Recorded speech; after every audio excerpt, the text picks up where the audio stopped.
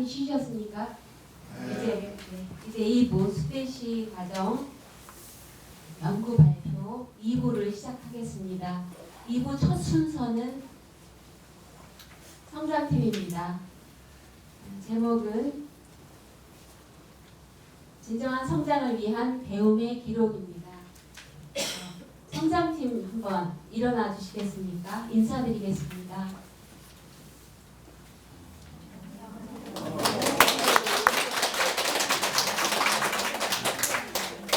이 웃음의 의미는 무엇인가요? 젊은 젊은 피들입니다. 젊은. 네, 발표자는 조교 역할도 성실히 해내시는 고따미님입니다. 같이 경청하도록 하겠습니다. 고맙습니다.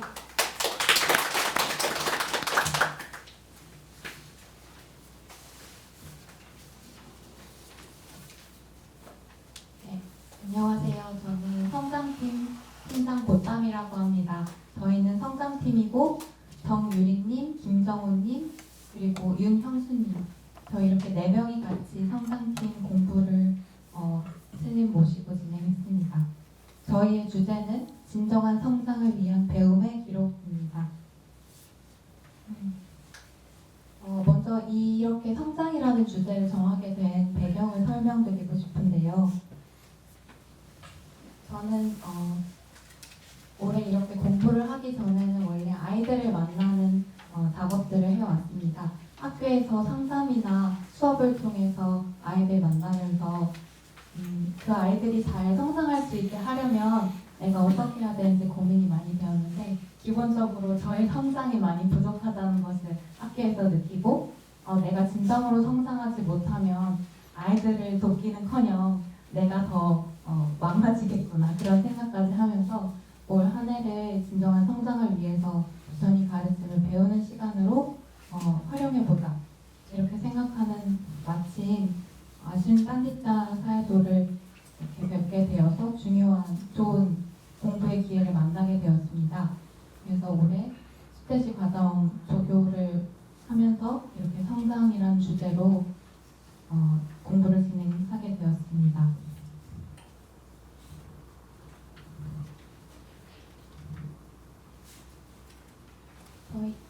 저희 성장팀의 발표 주제를 먼저 소개하면 스님과 진행한 공부의 내용으로 그리고 저희 도반들, 팀원들과 같이 대화를 했던 그런 대화를 통해서 공부했던 내용을 발표드리려고 합니다.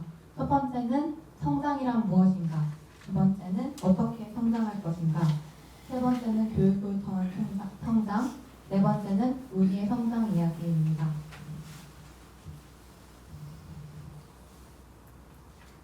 먼저 성장이란 무엇인가에 관해서 공부한 내용을 말씀드리겠습니다. 제가 배운 바 진정한 성장이란 지혜의 개발을 뜻합니다. 물질적으로 풍요롭다고 해도 정신적으로 행복하지 않은 경우에 현생에는 행복하더라도 깨달음의 지혜가 없어 다음 생에는 사학조에 떨어지는 경우도 있고요. 이러한 경우들 모두 지혜의 개발을 통한 정신적 성장을 통해 극복할 수 있습니다. 정신적 성장이란 실제 심리의 변화를 뜻합니다. 심리 변화가 일어나기 위해서는 지혜가 개발되어야 합니다. 지혜가 개발되면 심리의 변화가 오고 그것이 고통을 다루는 능력을 변화시키는 것이죠. 정신적 성장을 통해 세상을 살아가면서 피할 수 없는 좋고 나쁜 일들로 인해 흔들리지 않게 되고 상황을 지혜롭게 받아들여 할 수 있는 것을 하면서 할 수 없는 것을 가지고 괴로워하거나 남을 미워하지 않을 수 있다고 배웠습니다. 요약하면 진정한 의미에서 성장이란 지혜 개발을 통한 심리 변화입니다. 그중 최고의 성장은 깨달음입니다. 이 깨달음으로 가는 길 위에 우리 마음의 변화들을 성장이라고 볼 수 있습니다. 수다원, 사다함, 아나함, 아라함의 도와 과지혜를 개발하면 성의까지 성장하게 됩니다. 그 지혜를 개발한 사람은 그것을 개발하기 전으로는 돌아가지 않는 변화된 심리를 가지게 됩니다. 이렇게 지혜의 개발을 통해 심리가 변화되는 것을 성장이라고 합니다. 이 성장의 핵심이 바로 그래서 지혜라고 할 수 있는데요. 먼저 지혜란 무엇인가에 대해 살펴보겠습니다. 지혜란 파알리 언어로 빠냐라고 합니다. 빠냐에서 빠란 확실하게 완벽하게라는 뜻이고 야는 알미라는 뜻입니다. 확실하고 완벽하게 아는 것이 지혜다라고 할 수 있습니다. 지혜가 무엇인지 이해하기 위해 특징, 기능, 나타남, 가까운 원인이라는 부처님이 말씀하신 4가지 법을 활용하여 지혜의 정의를 더 자세히 살펴볼 수 있습니다. 첫 번째 지혜의 특징, 레카나는 선과 악, 좋고 나쁨, 옳고 그름, 원인과 결과를 아는 것입니다. 예를 들어 살생하는 것은 불선업, 살생하지 않는 것은 선업임을 아는 것처럼 선악을 아는 것입니다. 물건 하나를 살 때도 이것은 좋고 이것은 안 좋다. 그렇게 좋고 나쁜 것을 아는 것이죠. 그리고 어떻게 행동해야 하는지, 어떻게 말해야 하는지를 아는 것처럼 옳고 그름을 아는 것도 지혜의 특징입니다. 마지막으로 이래서 이렇구나, 저래서 저렇구나 라고 원인과 결과를 아는 것이 지혜의 특징 레카나라고 할 수 있습니다. 두 번째 지혜의 기능 라사는 사실을 알게끔 불을 켜듯이 밝혀주는 것입니다. 예를 들어 밤이 깜깜하면 우리가 보이지 않으니 누가 있는지를 모릅니다. 그런데 불을 켜면 누가 있는지 사실대로 알 수 있습니다. 빠냐는 이렇게 사실대로 알게끔 밝혀주는 기능을 갖고 있습니다. 세 번째 지혜의 나타남입니다. 지혜의 나타남은 망설임 없이, 헷갈림 없이 확실하게 통찰지처럼 확 아는 것으로 나타난다고 합니다. 예를 들어 어떤 사람에 대해 전반적으로 느끼는 감처럼 수행자의 마음속에 지혜가 느껴질 때 지혜의 모습이 이미지화 되는데 이것이 지혜의 나타남, 파추파타나입니다. 그것이 즉 망설임이나 헷갈림 없이 확 아는 것으로 나타난다는 것이죠. 네 번째는 지혜에 가까운 원인인데요. 그것은 집중과 삼매입니다. 마음이 집중되면 마음이 깨끗해지고 힘을 가지게 됩니다. 물이 맑으면 투명해지고 바닥까지 꿰뚫어 보이는 것처럼 마음이 맑고 깨끗하면 지혜가 다 꿰뚫어 볼 수 있다고 합니다. 이렇게 마음의 맑음과 깨끗함을 가까운 원인으로 해서 지혜가 생깁니다. 이러한 지혜에는 종류가 있고요. 그 종류별로 가치가 있습니다. 지혜의 종류를 3가지로 나누어 볼 수 있는데요. 첫 번째는 수타메아 판야로 누군가로부터 듣고 가진 것으로서 들음으로 되는 지혜라고 합니다. 문해라고도 표현합니다. 두 번째가 찐따메아 판야로서 누군가로부터 들은 것 없이 가지게 되는 것으로서 스스로 생각하고 탐구함으로써 생겨난 생각으로 되는 지혜로 사해라고도 표현합니다. 세 번째가 바와나메아 판야인데요. 바와나메아 판야는 실천 수행을 많이 모아 쌓음으로써 선정과 깨달음의 수준에서 꿰뚫어 아는 수행으로 된 깨달음의 지혜입니다. 수혜라고 표현합니다. 그런데 이 중에서 첫 번째와 두 번째 그리고 세 번째가 서로 다른 가치를 가지고 있습니다. 바와나메아 판야는 출세간 지혜로 수타메아 판야와 찐따메아 판야는 세간적 지혜로 분류합니다. 바와나메아 지혜에는 중생을 교화시킬 만한 힘이 있다는 점에서 나머지 두 지혜와 구분됩니다. 수타메아와 찐따메아 판야는 사람의 지식과 개념으로서 머리 교육을 통해 저장되는 지혜들로서 반복성을 가지고 마음을 청정하게 만드는 기능인 개학과 정학은 빠져 있습니다. 그래서 심리 변화를 일으키지는 못하는 지혜입니다. 반면에 바와나메아는 몸의 행동, 입의 말, 마음의 생각까지 청정하게끔 반복해서 훈련시킴으로써 꿰뚫어보는 지혜이므로 마음을 변화시켜 사람이 성인 될 때까지 성장시키는 역할을 합니다.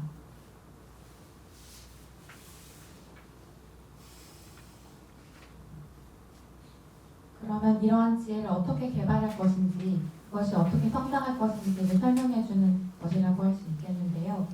어떻게 성장할 것인가를 보겠습니다. 지혜 개발의 철학과 지혜 개발의 실천으로 나누어 보겠습니다. 지혜 개발의 철학은 첫 번째, 중도, 팔정도, 개성해입니다. 이 3가지가 같다는 의미로 되어 있죠. 네.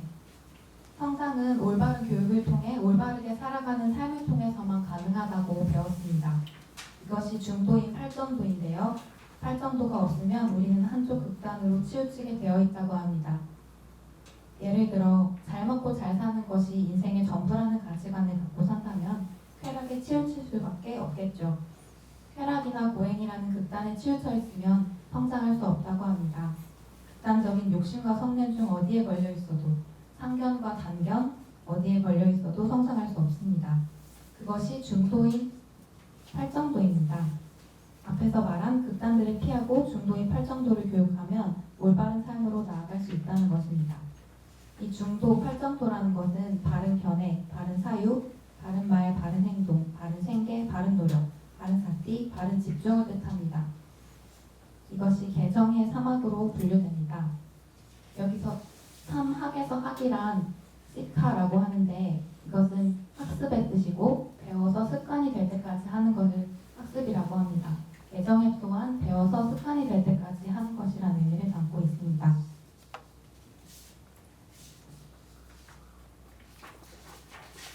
그래서 개정에 대해서 더 자세히 살펴볼 건데요. 개학이란 몸과 입으로 하지 말아야 하는 일을 피하고 해야 하는 일을 하게끔 학습하는 걸 뜻합니다. 팔정도에서는 바른 말, 바른 행위, 그리고 바른 생계를 의미합니다. 계행이라는 단어가 지닌 의미를 보면 늘 습관적으로 하는 것, 그래서 성격처럼 되는 것으로서 어떤 상황에서 자연스럽게 나오는 우리의 말이나 행동이라고 할 수 있습니다. 계율을 지킨다는 것은 몸으로 하는 나쁜 일을 피하는 습관, 몸으로 좋은 일을 하는 습관, 입으로 하는 나쁜 말을 피하는 습관, 입으로 하는 좋은 말을 하는 습관이 배어있는 것을 말합니다. 두 번째로 정학입니다. 정학은 마음에 가지지 말아야 할 대상, 빠지지 말아야 할 대상을 피하고 가질 만한 좋은 대상만을 가지고 지내게끔 학습하는 것으로 버려야 할 것을 버리는 바른 노력, 바른 사띠, 그리고 바른 집중이 여기에 속합니다. 노력을 하여 사띠하고 사띠하여 집중을 하게 됩니다. 해학은 배와 정의 학습을 통해 청정해지는 지혜를 학습하는 것입니다. 이때 지혜는 사실을 있는 그대로 알고 버려야 하는 것을 버릴 수 있는 지혜를 뜻합니다. 해학을 통해 깊은 곳에 잠재되어 있는 마음의 오형인 번뇌들을 제거할 수 있는 깨달음 지혜가 생길 때까지 학습해야 합니다. 바른 견해와 바른 사유가 여기 속하는데 바른 견해란 있는 그대로를 아는 지혜이고 바른 사유는 출가심, 자애심, 연민심을 뜻한다고 합니다. 이러한 지혜 개발의 철학을 직접 실천하는 방법이 바로 윗바사나입니다. 어느 팀에서나 강조하고 있는 수행법인데요. 실천 수행의 내용과 효과를 윗바사나를 통해서 보겠습니다. 윗바사나는 지혜 개발, 심리 변화, 인간 성장의 실천법입니다. 이 세상에 실제로 존재하는 것은 물질 정신뿐이란 사실을 알기 위해 우리의 몸과 마음, 즉 물질 정신이라는 오온을 끊임없이 관찰합니다. 바로 이 순간 있는 그대로 몸의 사실 하나 혹은 마음의 사실 하나를 확실하게 알기 위해 노력하여 사띠해야 한다는 뜻이라고 합니다. 이때 노력이 정정진이고 알아차리는 것은 정념이며 그 순간 사실 하나의 마음이 머무는 것이 정정이고 그럼으로써 그 사실 하나를 있는 그대로 꿰뚫어 아는 것이 정견입니다. 마음이 다른 대상으로 돌아다니지 않고 오직 이 몸과 마음, 물질, 정신, 오온만을 대상으로 가지는 것이 정사유이며 그렇게 열심히 바로 이 순간의 몸과 마음에 있는 사실 그대로를 알아차리고 있을 때 입의 말이 정어가 되고 몸의 행동은 정업이 되고 생계는 정명입니다. 이렇게 윗바사나 안에 8정도가 들어있습니다. 이것이 8정도로 지혜개발하여 성장하는 실천법이라고 그래서 말할 수 있습니다. 그렇다면 이렇게 물질 정신뿐이라는 지혜가 개발될 때 우리에게 어떤 심리 변화와 인간 성장이 일어날까요? 이 지혜가 생기는 순간만은 나라는 어리석음으로 인해 생긴 아상, 자만, 집착의 마음들이 사라집니다. 이는 우월감과 열등감을 많이 떨어져 나가게 합니다. 두 번째는 명기법을 이해함으로써 온 세상이 물질과 정신으로 이루어져 있고 그것이 또한 인과로 이루어진 과정일 뿐임을 알게 되는 것입니다. 이로써 나에게 다가오는 모든 좋은 일과 나쁜 일이 원인 따라 결과라는 것을 이해하게 되어 책임감 있게 내가 했던 일에 대한 결과를 받아들이게 됩니다. 이 정도의 심리 변화만으로 또 마음이 아주 선량해지는 효과가 있습니다. 이러한 실천 수행의 효과로서 삼바자나 네 가지를 특히 스님께서 강조해서 가르쳐 주셨습니다. 실천 수행을 잘 해나가면 아래에 네 가지 삼바자나가 생기는 효과가 있습니다. 삼바자나는 잘 확실하게 알이라는 뜻입니다. 무엇을 확실하게 아느냐면 이익이 있는지, 마땅한지, 대상과 영역에 대하여 멍하지 않게 깨어서 아는 것입니다. 이때 영역에 대한 삿띠를 가는 고짜라 삼바자나와 멍하지 않게 항상 깨어있는 아삼모아 삼바자라를 통해 이익이 있는지를 아는 사타카 삼바자나와 마땅한지를 아는 삿바야 삼바자나가 생겨나게 됩니다. 실천 수행을 통해서 이러한 삼바자나들을 개발할 수 있습니다.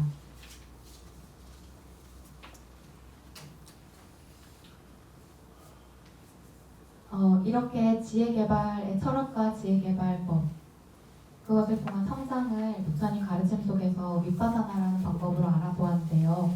이것을 일반적인 우리 교육에 적용해 볼 수 없을까라는 질문으로 교육을 통한 성장이라는 주제를 가지고 공부를 해보았습니다. 스님께서는 두 가지 기위네야에 담긴 기위네야에 속하는 두 가지 경전을 통해 그 가르침들을 저희에게 소개해 주셨습니다. 첫 번째는 망갈라 숫자입니다. 그 전에 기희 위네야가 무엇인지를 먼저 설명드리고 싶은데요. 기희는 집, 위네야는 규칙이라는 뜻으로 세속에 사는 사람들의 윤리를 설하신 가르침입니다. 종교와 국적, 문화와 인종, 지역을 떠나서 인간으로서 성장하기 위한 필수 조건을 담고 있습니다. 이 가르침에 망갈라 숫자와 신갈라 숫자가 포함되어 있는 것이고 이제부터 망갈라 숫자에 담긴 성장을 위한 교육에 대해서 이야기해 보겠습니다. 먼저 망갈라란 축복, 길상이라는 뜻으로 안 좋은 것을 없애고 좋은 것을 갖추게 하는 것을 뜻합니다. 나쁜 것을 없애고 사람을 성장하게 하는 것이죠. 성장팀에서는 38가지 길상 중에 아이들 교육과 관련이 높은 29가지를 살펴보았습니다. 화면에서 각 항목을 살펴보실 수 있습니다. 보시면 부처님께서 말씀하신 29가지의 길상들에는 지식과 기술의 강조보다 도덕과 윤리의 강조가 훨씬 많았습니다.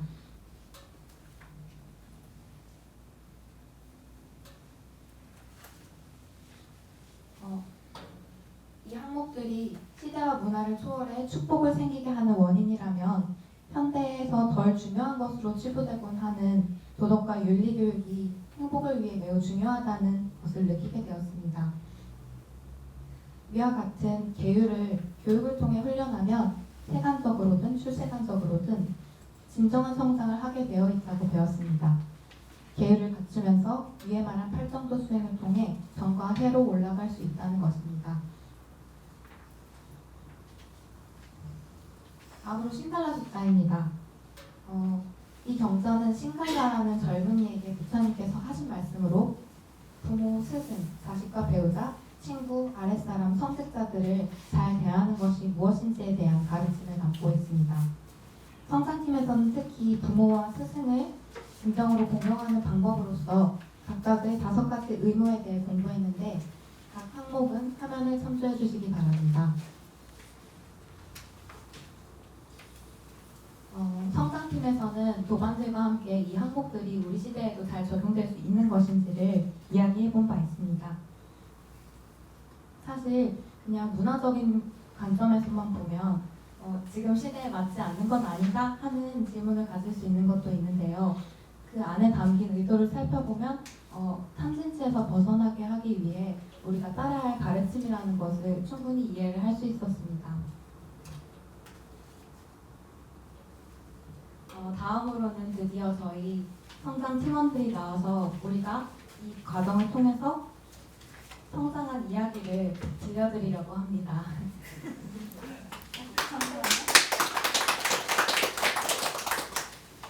그럼 저부터 하겠습니다.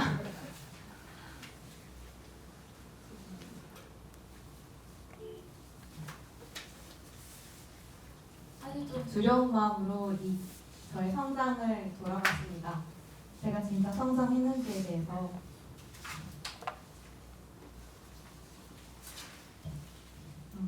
읽겠습니다.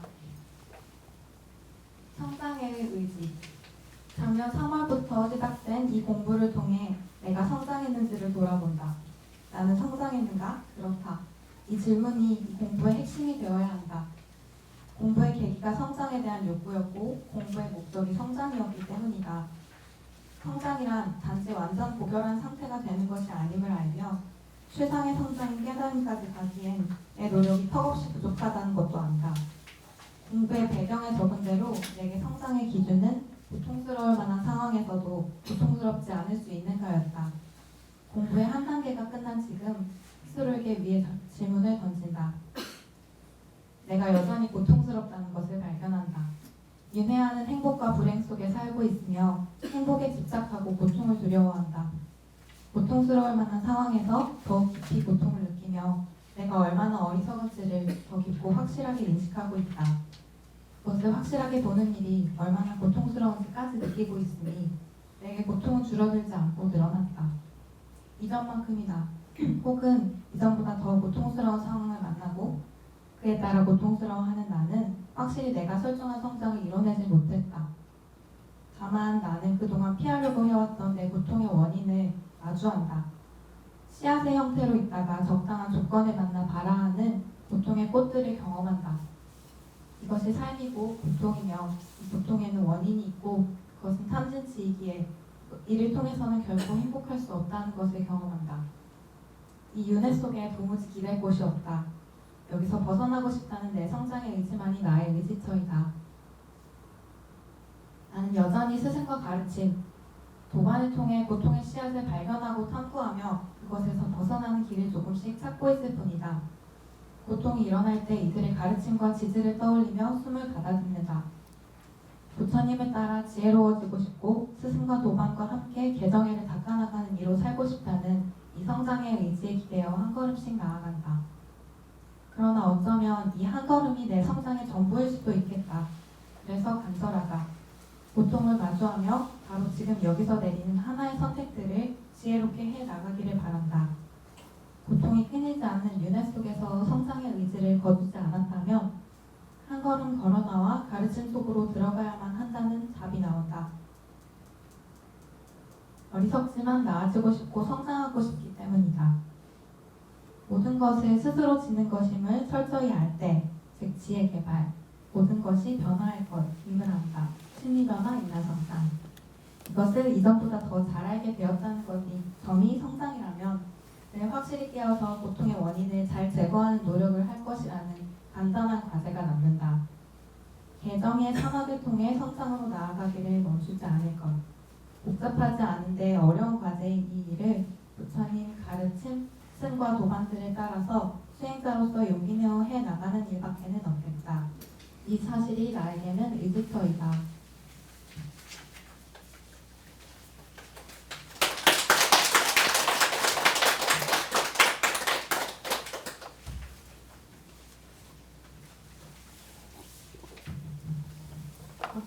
안녕하세요. 성장TV에 잠깐 같이 공부할 수 있는 기회를 가지게 된 정유리입니다.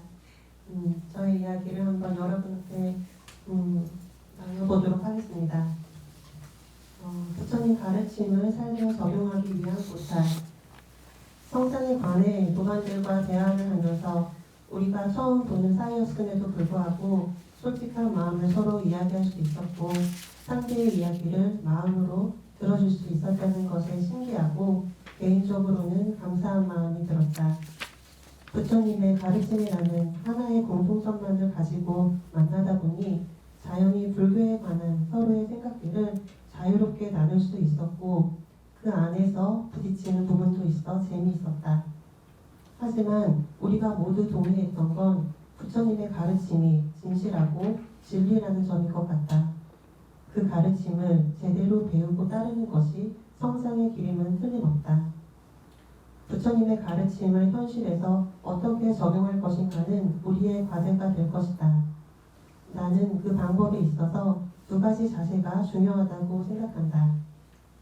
첫 번째, 부처님의 관점에 익숙해지자. 숙대산화를 하면서 느낀 것은 모든 불교의 이론을 사성제, 중도, 12연기, 8정도의 관점에서 보아야 한다는 것이다. 즉 부처님의 말씀을 해석할 때 극단적인 관점을 지향하면서 부처님께서 무슨 의도로 하신 말씀인지 그 의도를 먼저 파악해야 한다고 생각한다. 부처님 가르침은 우리 자신의 번뇌를 없애려고 하신 말씀이지 번뇌를 더하려고 하셨던 말씀이 아니다. 그 관점을 염두에 두면서 불교의 가르침을 중도의 입장에서 해석할 줄 아는 지혜를 키워야 한다는 생각이 들었다. 그 지혜의 눈을 키우려면 우리가 배웠듯이 가능하면 바른 법을 자주 듣고 법을 공부하고 실천 수행을 하는 것이 필요하다. 특히 일상에서의 수행이 나한테는 중요하다는 생각이 들었다. 나에게 수행이란 내가 누구인지 직시하는 일이다. 태국의 승려 아잔차는 세상에서 가장 읽을 만한 가치가 있는 책은 오직 자신의 마음뿐이다 라고 했다. 부처님의 가르침이 나의 내면에서 수행으로 실현될 수 없다면 결국 타인의 말로 남게 될 것이다. 부처님의 관점이 내 관점이 되도록 배우는 것과 일상의 수행으로 내공을 다지는 것이 정말 중요하다는 걸 수태사나를 통해 다시금 되새길 수 있었다. 둘째, 갇혀있지 않으려면 유연한 관점이 필요하다. 이건 개인적인 생각이지만 어느 하나의 불교만이 옳다고 보면 그것도 하나의 견해에 사로잡히기 쉬워진다는 생각이 들었다. 나 스스로 불자라고 말하고 싶진 않은 이유도 같은 맥락인데 직접적인 체험이 아닌 생각으로만 하다 보면 불교만이 진리라고 하는 견해에 쉽게 빠질 수 있을 것 같다. 나는 지금 성자가 아니라 범부이기 때문이다. 내가 근본 불교도 배우고 대승과 선불교에 관해서도 조금씩 들으면서 느낀 것은 어느 하나의 불교도 부처님의 가르침이 내 마음에 닿을 수 있도록 완벽하게 설명해 주지 못한다는 것이었다. 물론 내 수행이 부족해서 그렇기도 하겠지만 그런 것을 떠나 불교 초심자의 관점에서 본다면 그렇다. 예를 들어 근본 불교는 부처님의 직접적인 가르침을 모아놓은 것인 만큼 내용이 명료하지만 원론적인 면이 강하다. 아비담마를 바탕으로 수행을 가르쳐서 그런지 수행조차 이론적으로 흐르는 경향이 있는 것 같다. 대신 대승불교나 선불교가 부처님의 직접적인 가르침이 아니고 잘못된 부분도 있지만 어떤 부분에서는 근본 불교보다 훨씬 깊이 있고 현실적으로 수행에 적용할 수 있는 유익한 방편이 많다는 생각이 들었다.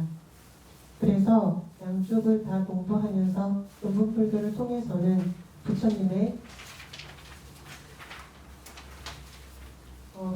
직접적인 가르침을 제대로 배우고 대승이나 선의 가르침을 열강령의 마하바데사처럼 일단은 듣고 가져와서 부처님의 경과 율에 맞춰놓아 아닌 것은 버리고 맞는 것은 사성제의 관점에서 제대로 해석하여 유용할 줄 안다면 부처님 가르침을 참고서처럼 활용할 수 있겠다는 생각이 들었다. 그렇게 열려있는 마음을 갖고 불교를 공부해 나가면 부처님의 가르침에 더욱 깊이 있게 다가갈 수 있지 않을까 싶습니다.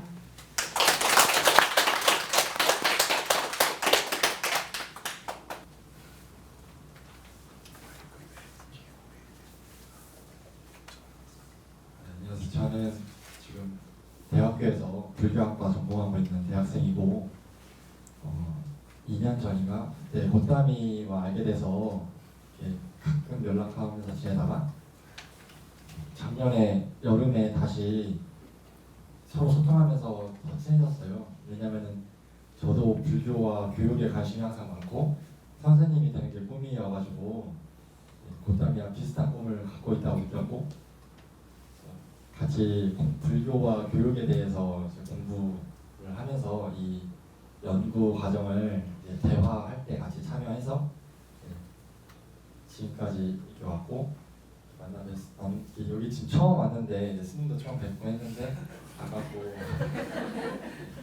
그렇습니다. 시작하겠습니다. 제목 삶을 단순하고 행복하게 사는 방법. 나는 대학에서 불교를 전공하는 불교학도이다.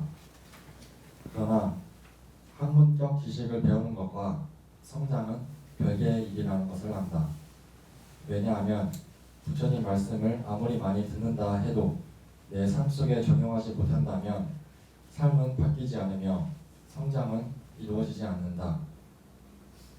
숫대실 과정을 공부하는 도반들을 만나 대화를 나눠보니 각자 불교를 자신의 삶에 적용하기 위해 고민하고 있었다. 우리가 모였을 때 즐겁고 유익한 법담을 나눴고 각자 나름의 깨달음을 얻었다. 부처님 말씀은 결국 어떤 말, 생각, 행동이 괴로움을 낳는 씨앗인지 설명을 해주시고 어떤 말, 생각, 행동이 행복을 낳을 수 있는 씨앗인지 가르쳐 주신 것이라고 생각이 든다. 이렇게 너무나도 분명한 원인과 결과의 이치를 잘 아는 것이 지혜이다. 그러나 많은 사람들은 본인 스스로 고통의 원인을 지어놓고 나중에 괴로움의 결과가 왔을 때 비통해하고 슬퍼하는 것 같다. 아직 지혜가 부족해서 스스로 고통의 원인을 만들고 있다는 사실을 몰랐기 때문이다.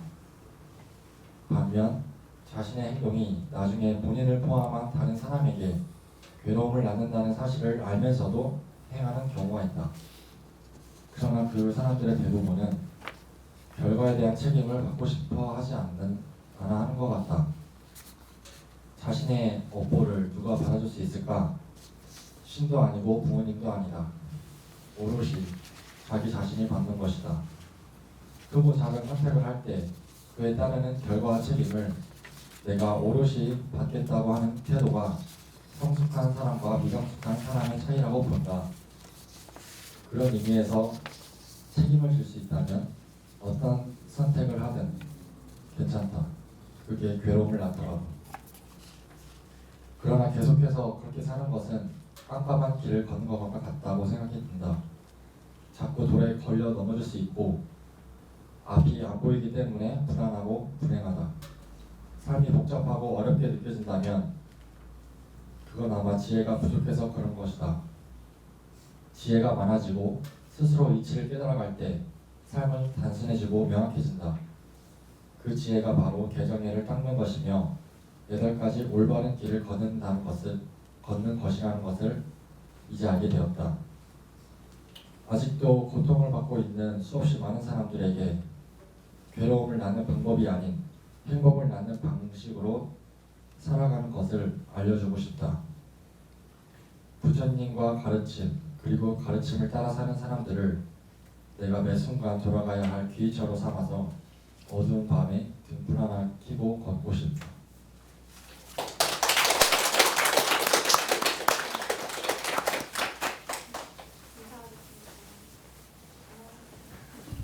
감사합니다.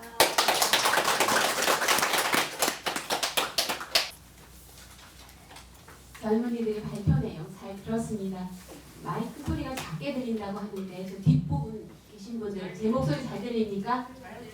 네, 감사합니다. 이제 2부 두 번째 순서입니다. 두 번째는 사견팀인데 제목도 사견입니다. 성장팀에서 같이 주제 탐구를 했던 정유리 님이 되겠습니다.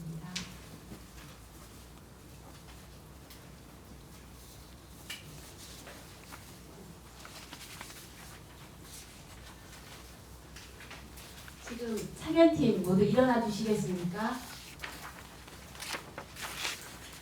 네, 모두 젊으신 여성분 3분입니다. 인사드리겠습니다.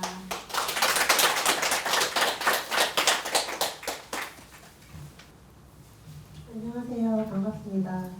오늘도 인사드렸는데요. 이번에는 사견팀의 팀장으로서 다시 인사드리겠습니다.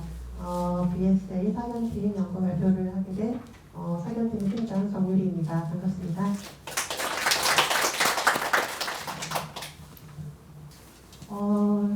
저희 연구는 이번에 사견을 주제로 하기는 했는데 사실 저희 자체가 사견 덩어리라서 연구를 진행하는 거에 있어서 되게 갈피를 못 잡고 많이 헤맸었어요, 초반에. 그래서 사실은 이 결과물을 여러분들 앞에서 내놓기가 좀 부끄럽고 민망합니다. 하지만 또 그 와중에서도 스님께서 저희를 위해서 정성껏 정말 성심성의껏 열심히 가르쳐 주셨기 때문에 그 가르침을 버리면 너무 아깝잖아요. 그래서 그 가르침 중에서도 제 생각에 좀 여러분과 나누고 싶은 것들 좀 몇 가지 추려왔고요.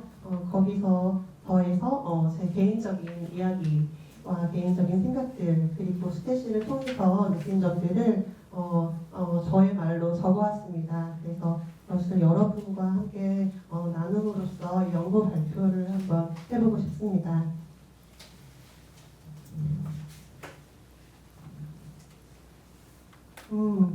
사견을 말하기에 앞서 누구나 한 번쯤은 나는 누구일까? 내가 세상에 태어난 이유는 도대체 뭘까? 이런 질문을 한 번쯤은 살면서 던져보지 않았을까 합니다. 누군가에게는 가볍게 넘길 수 있는 물음이 될 수도 있지만 또 누군가에게는 인생의 커다란 수수께끼처럼 느껴지기도 할 것 같은데요. 저는 불행히도 후자의 사람이었고 아마 저와 비슷한 사람들이라면 흔히 말하는 세상의 진리가 무엇인지 찾고 싶어하고 진리에 가까워지기 위한 각자 나름의 길을 찾게 되는 것 같습니다. 그래서 세상 사람들은 다양한 학문도 연구하고 또 세계 곳곳을 여행하기도 하고 어떤 사람은 자신의 커리어를 쌓기도 하고 또 어떤 사람들은 열성적으로 종교 활동을 하기도 합니다. 그렇게 반복된 일상을 살아가는 평범한 삶 속에서 크고 작은 성공과 실패도 경험합니다. 이런 경험과 더불어서 우리는 살면서 많은 사람도 만납니다. 부모님, 친구들, 선생님, 선후배, 동료처럼 인생에서 나에게 좋은 영향을 주는 사람과 좋지 않은 영향을 주는 사람들을 만나고 어울리고 때로는 부딪히며 살아갑니다. 그러한 만남과 경험을 통해 사람은 누구나 자신만의 철학이나 가치관을 갖게 되는 것 같습니다. 체험으로 얻어진 철학이나 가치관은 그 어떤 가르침보다 더 진정성 있고 설득력이 있기 때문에 인생의 방향을 이끌어가는 결정적인 역할을 합니다. 철학이나 가치관이라는 어려운 개념을 내려놓고 더 쉽게 말하면 평소에 나에게 가장 자주 떠오르는 생각, 그 생각의 패턴을 잘 살펴보면 어떤 가치관이 내 삶을 지배하고 있는지 알 수 있습니다. 저의 경우를 말하자면 저는 어렸을 때부터 항상 제가 어딘가 부족하고 조금 열등한 사람처럼 느껴졌습니다. 그런 마음을 어렸을 때 어렴풋이는 느꼈지만 그 마음을 애써 바라보려고 하지는 않았습니다. 왜 나는 재능이 없을까? 왜 좀 더 잘하지 못할까? 왜 나는 다른 사람들과 다를까?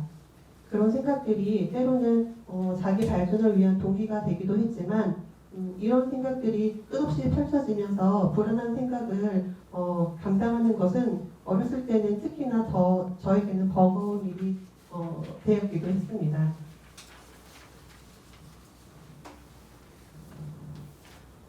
그런데 제가 불교 수행을 접하면서 저의 생각을 관찰하는 법을 배웠습니다. 저는 불안한 생각이 한번 일어나면 꼬리에 꼬리를 물고 생각이 계속 일어나서 멈출 수 없을 때가 많았습니다. 제가 처음에 이런 지경이라는 것을 관찰하면서 책에서 보았던 것처럼 생각이라는 것이 정말 제 의지대로 일어나는 게 아니라 조건에 따라 떠오르는 것이라는 걸 알았습니다. 떠오르는 생각을 관찰하면서 어느 순간부터는 맨 처음에 생각을 볼 수 있었고 그 생각이 어떤 마음에서 비롯되었는지 보았습니다. 그런 과정을 통해 저에게는 어떤 강박적이고 약간 완벽주의적인 그런 마음이 제 마음속에 있다는 것을 알게 되었습니다. 대부분 그렇듯이 저도 어린 시절에 영향이 좀 컸고 그런 환경 속에서 자라다 보니까 성인이 된 이후부터는 타인이 저를 비교하지 않아도 저 스스로 만든 이상적인 저의 모습과 현실의 저를 비교하면서 비교하고 있다는 것을 알게 됐습니다. 그 비교에서 시작된 많은 나쁜 생각들이 갈수록 저 자신을 힘들게 하고 고통스럽게 만들고 있다는 것도 알았습니다.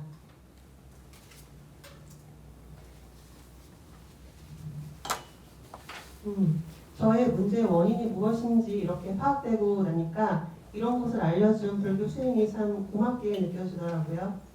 사실 불교라는 종교적인 이름이 저한테는 아직도 좀 낯설고 거북하게 느껴질 때가 있어요. 부처님께서는 자등명, 법등명이라는 말씀을 하셨잖아요. 제가 검증한 만큼은 믿을 수 있으니까 부처님과 단마를 존경하는 마음을 담아서 불교 수행이라고 말하겠습니다. 불교라고 말할 수밖에 없는 또 다른 이유는 제가 오늘 말씀드릴 주제인 사견과도 관련이 있기 때문입니다.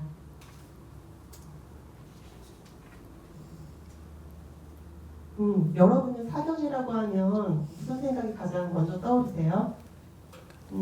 흔히 제 사견으로는 이렇게 생각합니다 라고 말하는 것처럼 개인적인 생각이나 의견을 사견이라고 많이 생각하는 것 같습니다. 사실 저도 사견이라는 말을 불교를 공부하면서 처음 알게 됐습니다. 사견의 일반적인 의미는 사실과 다르게 아는 것입니다. 예를 들어 물질 정신인 저를 나라는 주체로 한국인인 여자로 존재하는 것으로 연속적인 생명을 가진 것으로 보는 것입니다. 또 무엇이 좋다, 가질 만하다, 행복하다, 영원하다고 보는 것도 사견입니다.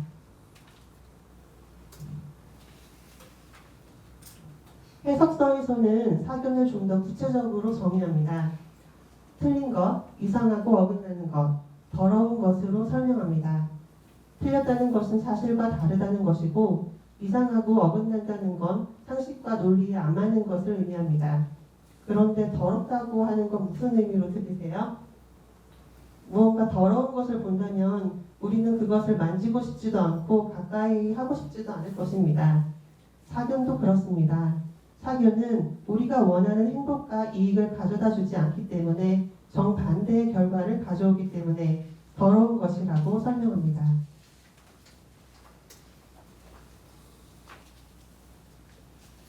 디가 니까야에서는 이러한 사견을 62가지로 나누어 설명하고 있습니다. 부처님 생존 당시에도 인도의 당대 전통적인 베다와 브라만교의 권위에 대항했던 아주 독특한 사상가들이 등장했었습니다. 그 중에서도 가장 유력한 학파를 형성했던 6명의 사상가들이 있었는데 그들이 불교에서 말하는 유명한 육사외도입니다. 62가지의 사견은 그때 당시에 있었던 육사외도를 포함해서 모든 외도의 가르침, 자의나교나 회의론, 불별론, 반별론과 같은 다양한 견해를 정리한 것입니다. 이 62가지의 사견은 크게 상견과 단견으로 나누어 볼 수 있고 저희는 그 관점에서 수업을 진행했습니다.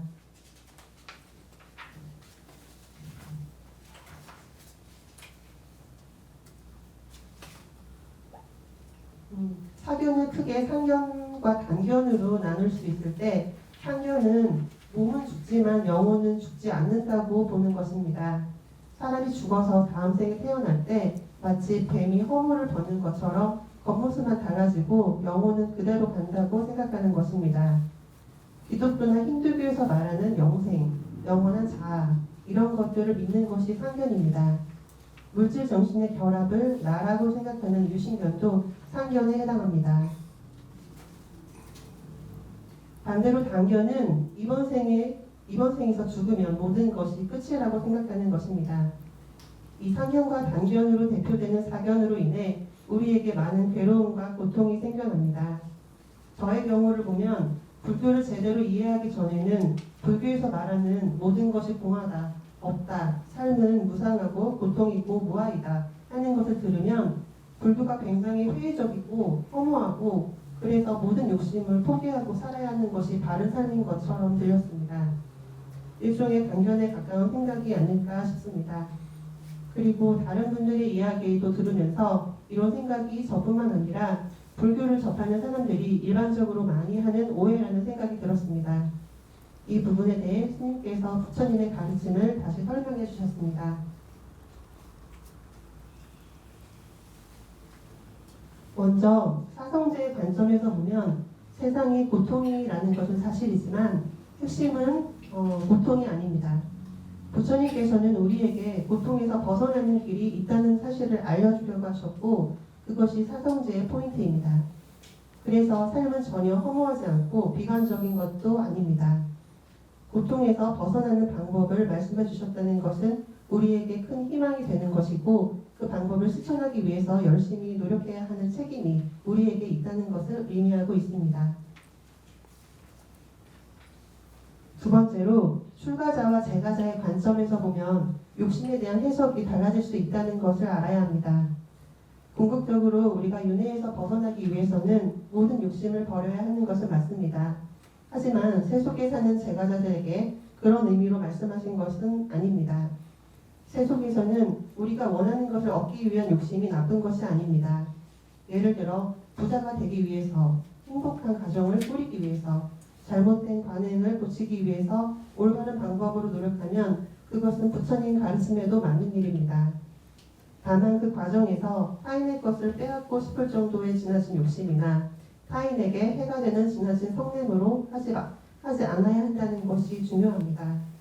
부처님께서는 원하는 바를 이루기 위해 열심히 노력하되 집착과 자만, 이기심을 벗어나 우리가 함께 행복해지는 방향으로 해야 한다고 하셨습니다. 그러니까 저처럼 욕심내는 것에 조금 죄책감을 가졌던 분들이 계셨다면 그러지 않아도 된다는 말씀을 드리고 싶습니다. 세 번째로 불교에서 말하는 공예는 없음의 의미와 해탈의 의미 두 가지가 있습니다. 없다는 건 무아를 말하는 것입니다. 스님께서 바나나 나무를 예로 들어주셨습니다. 원래는 바나나 나무가 아니고 파초나무인데요. 파초나무라고 하지만 사실 나무가 아니고 풀 종류의 하나입니다. 사진만 보면 나무처럼 보이기도 합니다. 파초는 기둥에 나무처럼 단단한 어떤 심재 같은 게 없고 껍질만 여러 겹 겹쳐 있다고 합니다. 그 껍질을 벗기면 안에 아무것도 없다고 합니다. 그것과 마찬가지로 사람도 안에 무언가 핵심으로 부를 만한 영혼이나 자아 같은 것이 없다는 것을 의미합니다. 이것이 공의 첫 번째 표현입니다. 두 번째로 공의 의미는 공해탈입니다. 물질 정신의 생멸을 관찰하면서 그 안에 자아라고 할 만한 것이 없다는 것을 계속 관찰하던 수행자가 실제로 깨달음을 얻을 때 물질 정신이 없어지는 것으로 해탈을 표현하는데 이것이 공해탈의 의미입니다. 이렇게 불교에 대한 오해를 풀어가면서 제가 느낀 것은 모든 불교의 가르침을 해석할 때 사성제의 관점에서 생각하는 것이 중요하다는 것입니다. 부처님은 항상 우리의 번뇌가 버려지는 방향으로 가르치고 있습니다. 부처님 가르침의 의도를 생각하면서 어떤 것도 급등적으로 생각하지 않고 중도의 입장에서 해석하면 어떤 가르침이라도 유용하게 우리 삶에 적용할 수 있겠다는 생각이 들었습니다.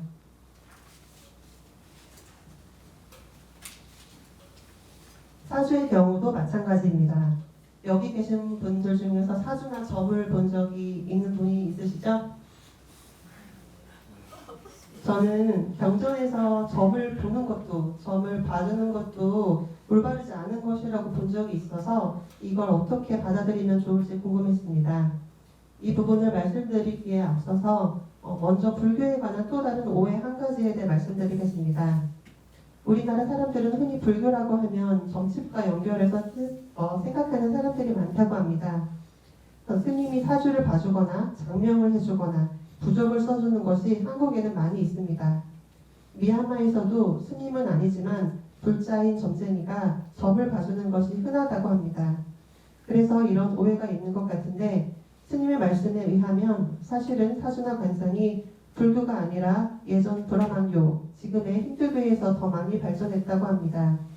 경전에도 32가지, 80가지, 108가지 부처님 상에 관한 이야기가 나오는데 이런 것들이 시다르타 태자가 태어나기 이전에도 있던 것이고 예전 부처님과 신통지가 있던 사람들의 가르침들이 시간이 흐르면서 점차 변형되어서 이런 사주법이나 관상법으로 남은 것이라고 설명해 주셨습니다.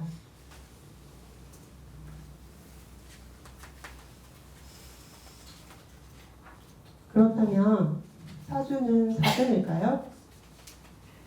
사주나 점술이 어디에서 많이 발전되었든 어쨌든 처음 시작은 불교였고 불교 경전에도 관상과 사주와 비슷한 이야기가 많이 나오는데 왜 경전에서는 사주나 점을 안 좋은 것으로 이야기할까요?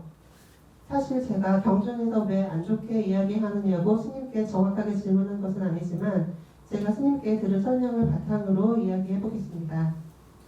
스님께서는 우리가 사주를 어떻게 믿느냐에 따라 달라질 수 있다고 하셨습니다. 우리가 업과 과보의 바른 견해를 바탕으로 사주를 이해한다면 사견이라고 할 수 없다고 하셨습니다. 예를 들어 제가 몇 월 며칠에 태어났기 때문에 혹은 사주 보는 사람이 그렇게 말했기 때문에 제가 지금 불교를 공부하고 있다라고 한다면 이것은 사견입니다. 제가 불교를 만난 것은 저의 생년월일로 결정된 운명적인 일이 아니고 과거 전생에 불법과의 인연을 쌓은 업이 원인이고 그 결과로서 지금 불교 공부를 하는 것입니다. 그렇게 업과 과보의 견해로 본다면 그것은 원인과 결과를 제대로 보는 것이니까 바른 견해라고 할 수 있습니다.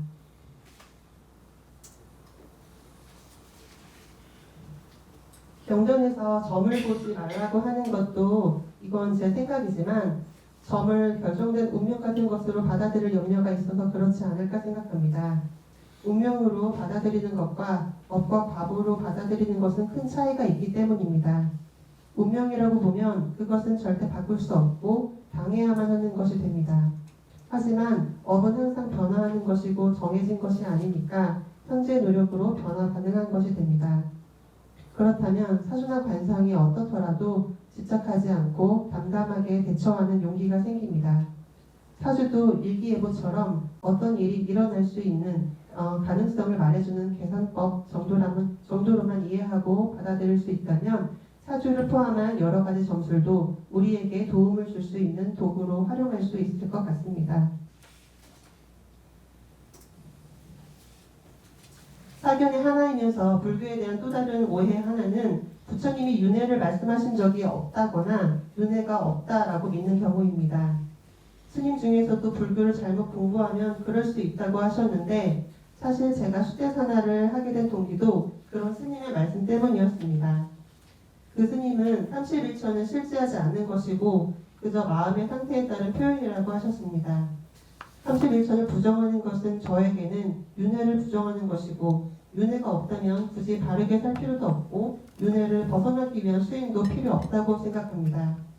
그래서 사실 내심에는 그 스님이 제대로 알고 하는 말씀이 아니라고 느꼈지만 솔직히 생각해보면 저도 그냥 부처님의 말씀이니까 그렇겠지라고 막연히 믿을 뿐 31천이 정말로 존재하는지 저 스스로 자신있게 말할 수도 없을 것 같았습니다.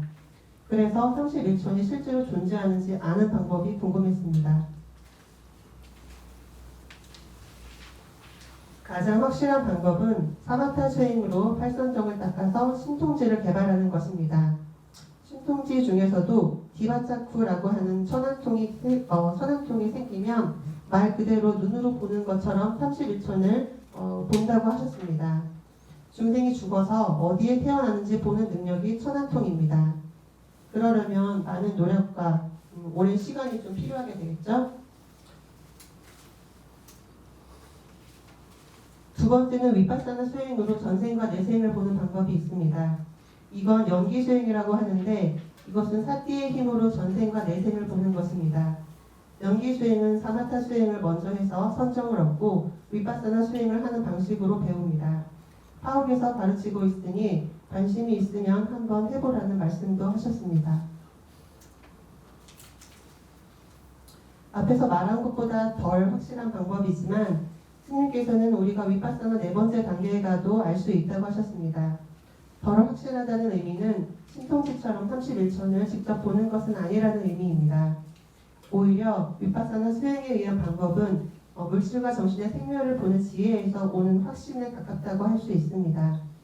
위파사나 네 번째 단계가 되면 물질 정신이 조건 따라 사라지고 다시 생기는 것을 보면서 이 생도 조건이 있으면 다시 생기겠구나 라는 것을 스스로 확신할 수 있다고 하셨습니다. 사실 이 정도가 되면 31천이 있든 말든 어느 정도 수행에 믿음이 생기게 될 거라는 생각이 들긴 했습니다. 세 번째는 약간 특별한 경우인데 자신의 전생을 기억하는 사람들도 있습니다. 스님의 말씀으로는 이런 것에 대해 경전에 나온 말씀은 없다고 하셨습니다.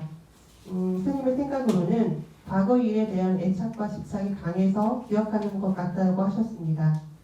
만약에 내가 과거에 개로 살았거나 지옥생으로 살았거나 천신으로 살았던 것을 기억할 수 있다면 이 세계와 다른 세계가 있다는 것을 간접적으로 알 수 있습니다. 잠깐 스님 없다고 얘기 안 했어요. 견전에 있어요. 있는데 거의 그렇게 저타를 붙이는 게 더 칭찬하지 않다 이런 거예요. 앞에 세 가지가 다르게. 그래서 이런 전생을 기억하는 이야기들이 견전에 나옵니다. 그러나 그것이 오히려 그 사견의 이어간다 이렇게 부처님이 말하는 견전이 있어요. 이 판단이 안 쓰니까 자기야 어떤 업으로 지금 태어난지 모르니까 자기 마음대로 생각하게 되는 거예요. 그러니까 신통지를 보는 거는 좀 몇 생을 볼 수 있어요. 이런 사람들이 한두 세만 아는 거예요.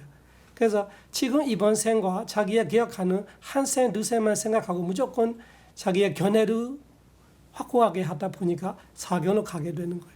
그래서 부처님께서 앞에 방법들이 하고는 이 방법을 칭찬받지 않는 그렇게 믿을 수 없는 방법이다 이렇게 말합니다. 전세는 기억하는 사람은 있어요. 견전에도. 그럼 이 자리에서 숙제실 하고 있습니다.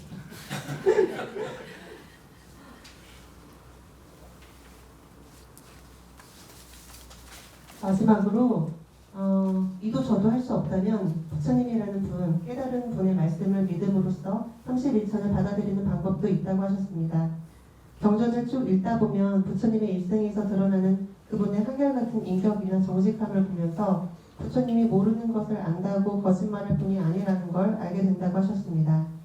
처음에는 이것이 어떻게 31천을 아는 방법에 들어갈 수 있는지 의문이 들었는데 곰곰이 생각해보니 제가 니카의 경전을 제대로 읽어본 경험이 없어서일 거라는 생각이 들었습니다.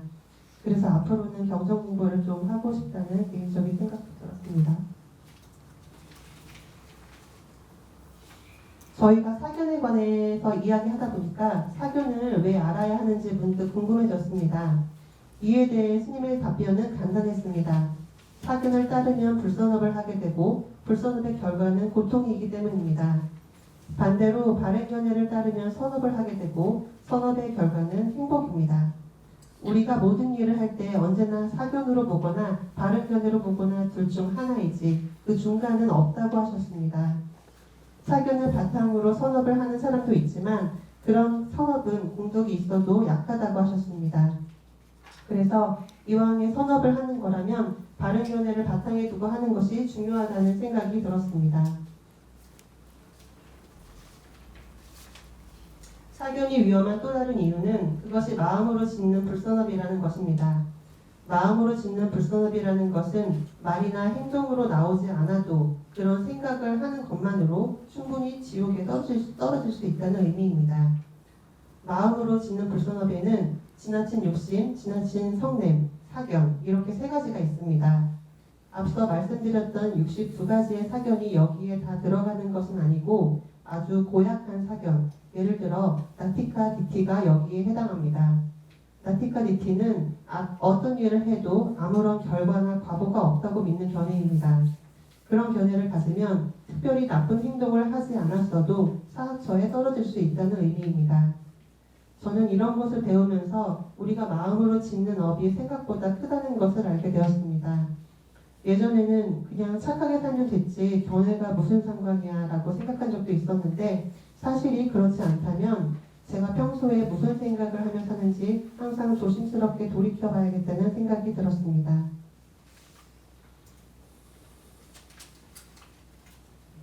이 밖에도 많은 것들을 저희가 이야기했지만 제가 수대산화 과정을 진행하면서 계속 스님께 던졌던 물음의 답은 결국 수행에 있었습니다. 그러면서 저에게 정말 중요한 것은 31천이 존재하는지가 아니라는 생각이 들었습니다. 처음에 제가 던졌던 물음, 나는 누구인가에 대한 대답은 31천이라는 외부 세계를 찾는 데서 오는 것이 아니라 수행을 하면 때가 되어 알게 되는 것이었습니다. 제가 이해하는 수행은 내가 누구인지 제대로 직시하는 일이고 부처님의 말씀을 빌리면 모든 것을 있는 그대로 보는 것입니다. 수행을 통해서만이 흔들리지 않는 바른 견해를 가질 수 있다면 앞으로 저에게 남은 과제는 하나밖에 없다는 결론이 내려졌습니다. 부처님의 가르침을 배우고 수행으로 그 가르침을 증명함으로써 사견에서 비롯되는 모든 고통에서 벗어날 수 있게 되기를 바라며 사견팀의 수대하나의 발표를 마치겠습니다.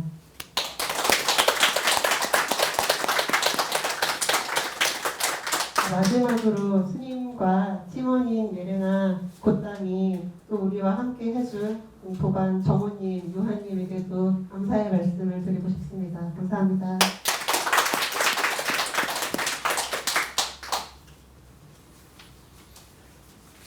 네, 사견팀 발표 잘 들었습니다. 혹시 질문 계시면 받겠습니다.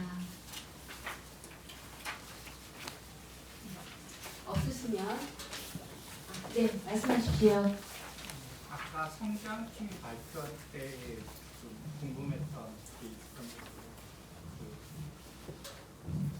세 가지 지혜 중에서 생각해서 생기는 지혜에 들은 거 없이라는 단어가 있어서 보통 생각해서 아는 지혜가 그런 들은 거 아는 거 없이 그런 지혜가 생길 수가 있는지 제가 보통 때 생각했을 때 그런 생각해서의 지혜는 좀 보고 들은 걸 가지고 숙고하거나 그렇게 해서 아는 지혜를 생각해서 아는 지혜로 생각하고 있었거든요. 근데 들은 거 없이라는 단어가 있어가지고 궁금합니다.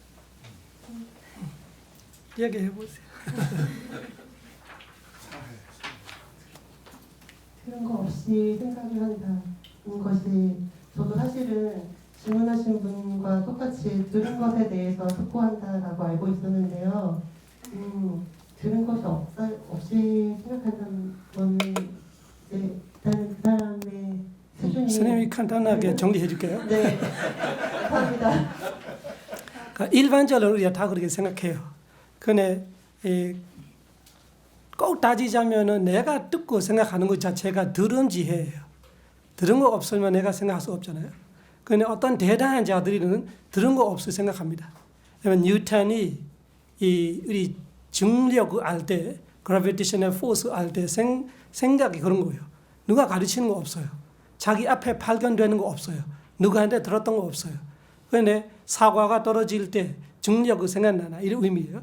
그런 대단한 사람들이 할 수 있는 걸 우리가 견적에는 진정한 진담이야 생각해서 아는 지혜로 말합니다. 그런데 우리가 일반적으로 이해하는 거는 모든 생각이 내 스스로 생각해서 발견되는 거 별로 없어서 그래요. 그래서 내가 듣고 생각하는 거는 사실은 듣고 아는 지혜예요. 그거 다 듣고 아는 지혜는 들어갑니다. 그래서 내가 들은 바 없이 뭔가가 발견되며 발명가 같은 사람들이 에디슨처럼 우리 등불을 발명했다. 이런 사람은 진짜 진담이야 지혜예요. 그래서 견전에 아주 확실하게 분리할 때는 생각하는 지혜를 그렇게 아무 근거 없이 자기 생각로만 만들어냈은 지혜만 생각로 아는 지혜로 말합니다. 스님, 그러면 혹시 벽지불의 지혜도 지금 말씀하신 벽지불은 깨달음이에요. 그거는 바와나마야입니다. 바와나마야. 그 대신에 스승 없는 것뿐이죠. 이거는 스승 없는 의미보다 이렇게 이 지혜가 누구한테 듣고 아는 건지 스스로 아는 거지. 스스로 생각해서 아는 거지. 그 생각해서 아는 거는 번뇌에 빠지는 만큼은 힘이 없어요. 대단한 지혜는 맞아요. 발명가 수준이죠. 그래서 우리의 지혜가 일반적으로 그 지식에서 오는 거는 얼마 정도 사람이 달라질 수 있지만 언젠가는 제자리예요. 그 사람이. 그런데 깨달음은 제자리로 돌아가지 않아요. 수다만 되면은 범부로 돌아가지 않아요. 그 쟁담의야로는 성인은 될 수 없어요. 대단한 지혜는 될 수 있지만 성인까지는 안 되는 거예요. 그래요. 예, 다음 2부 순서 마지막입니다. 모아팀입니다. 자아인가 모아인가 하는 제목으로 주제 발표하겠습니다. 발표하실 분은 모아팀의 팀장 태미 이미애님입니다. 박수로 맞이해 주십시오.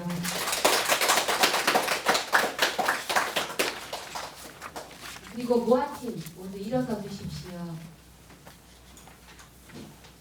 모두 네 분이신데 한 분이 아직 못 오신 것 같습니다. 인사드리겠습니다. 모아팀입니다.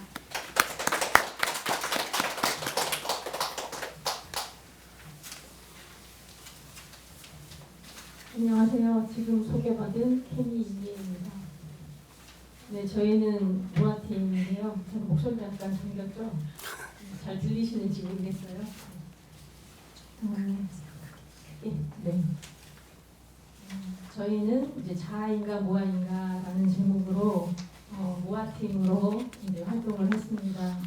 근데 이 모아와 관련된 내용이 너무나 이제 깊이가 너무 깊어서 지금 여기서 발표할 때도 제가 이걸 제대로 알고 제대로 전달을 하고 있는지가 사실 할 수 있는지가 굉장히 좀 두려운 마음이 조금 있습니다. 이게 정말 이게 문해밖에 안 되는 지혜를 가지고 들어서 부처님의 이론과 그 실천을 너무나 많이 해주신 저희 스승님이신 빠시자 스님의 법문을 저희가 듣고 이제 이렇게 하는 것인데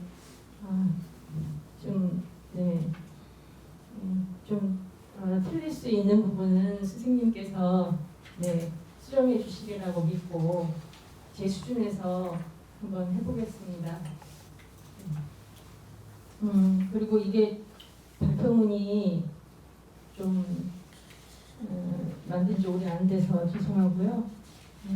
어떤 부분은 되게 체계적으로 하려고 했고 어떤 부분은 체계가 없고 이게 좀 부서가 없습니다.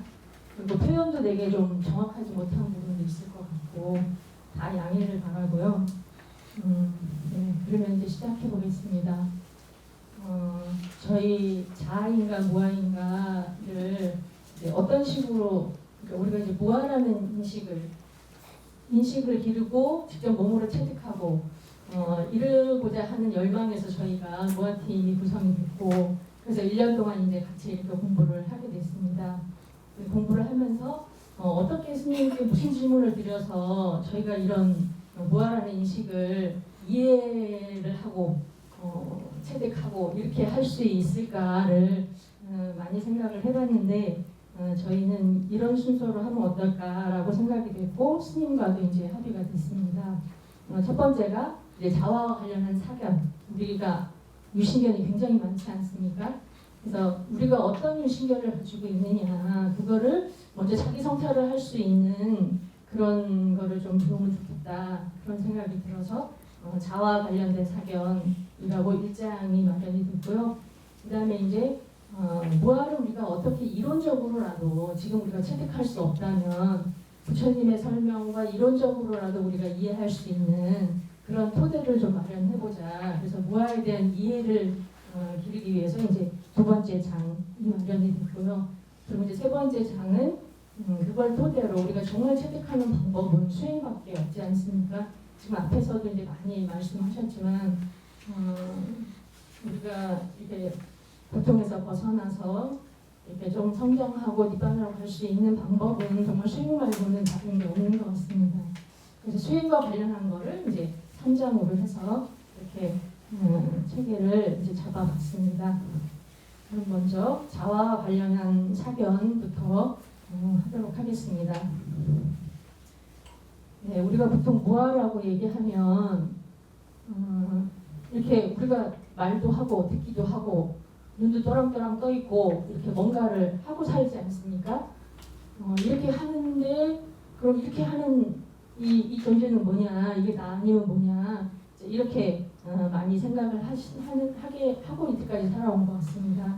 근데 부처님은 그 듣는 자는 들음이라는 건 있을 수 있어도 듣는 자 또는 행동하는 자 이런 자가 나라고 하는 그런 존재는 이제 없다. 그래서 이제 무아다 이렇게 설명을 하십니다. 근데 우리가 이렇게 있는 것처럼 보이는 이거는 이제 개념적인 자라는 거죠.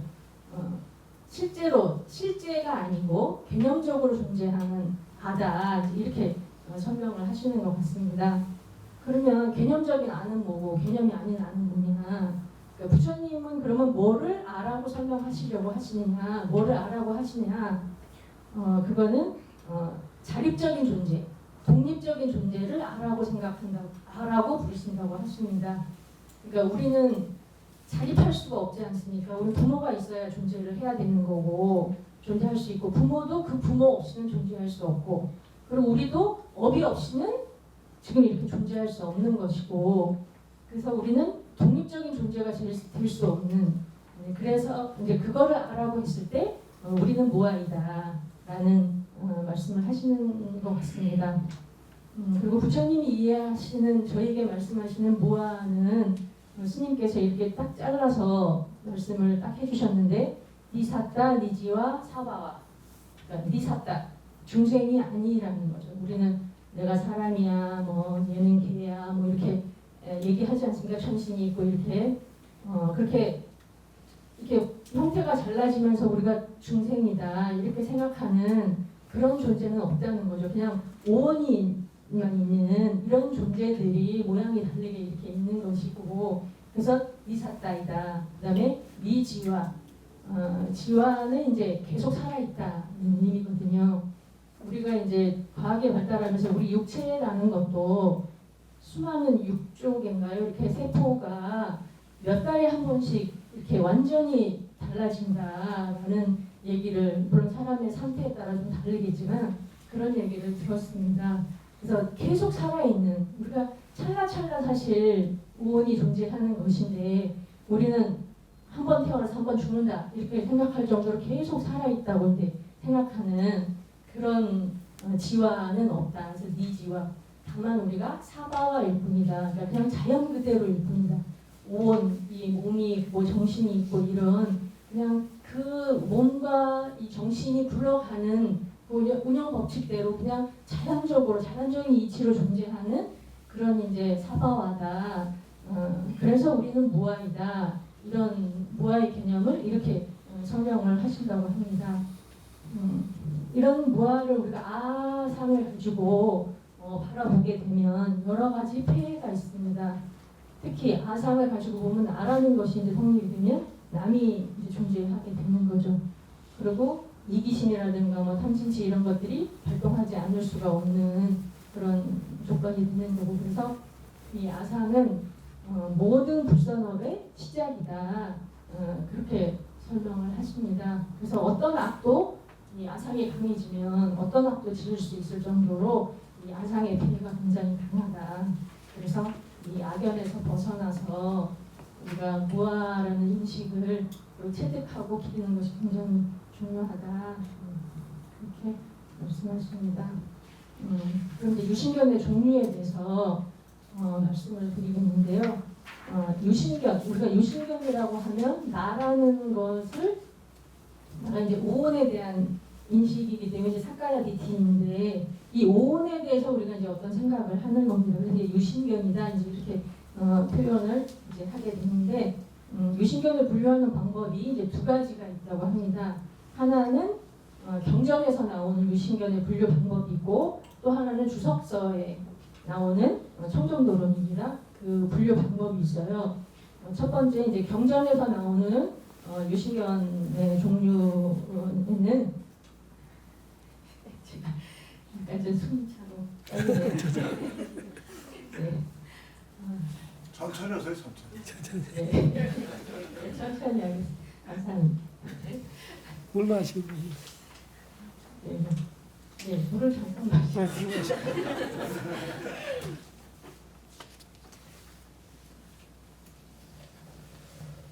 네, 경전에 나타나는 유신견의 종류가 이제 크게 네 가지고요. 이 네 가지를 오온으로, 한 가지 한 가지가 다 이제 오온으로 이렇게 5가지씩 다 있기 때문에 20가지가 되는 겁니다. 그 네 가지를 먼저 말씀드릴게요.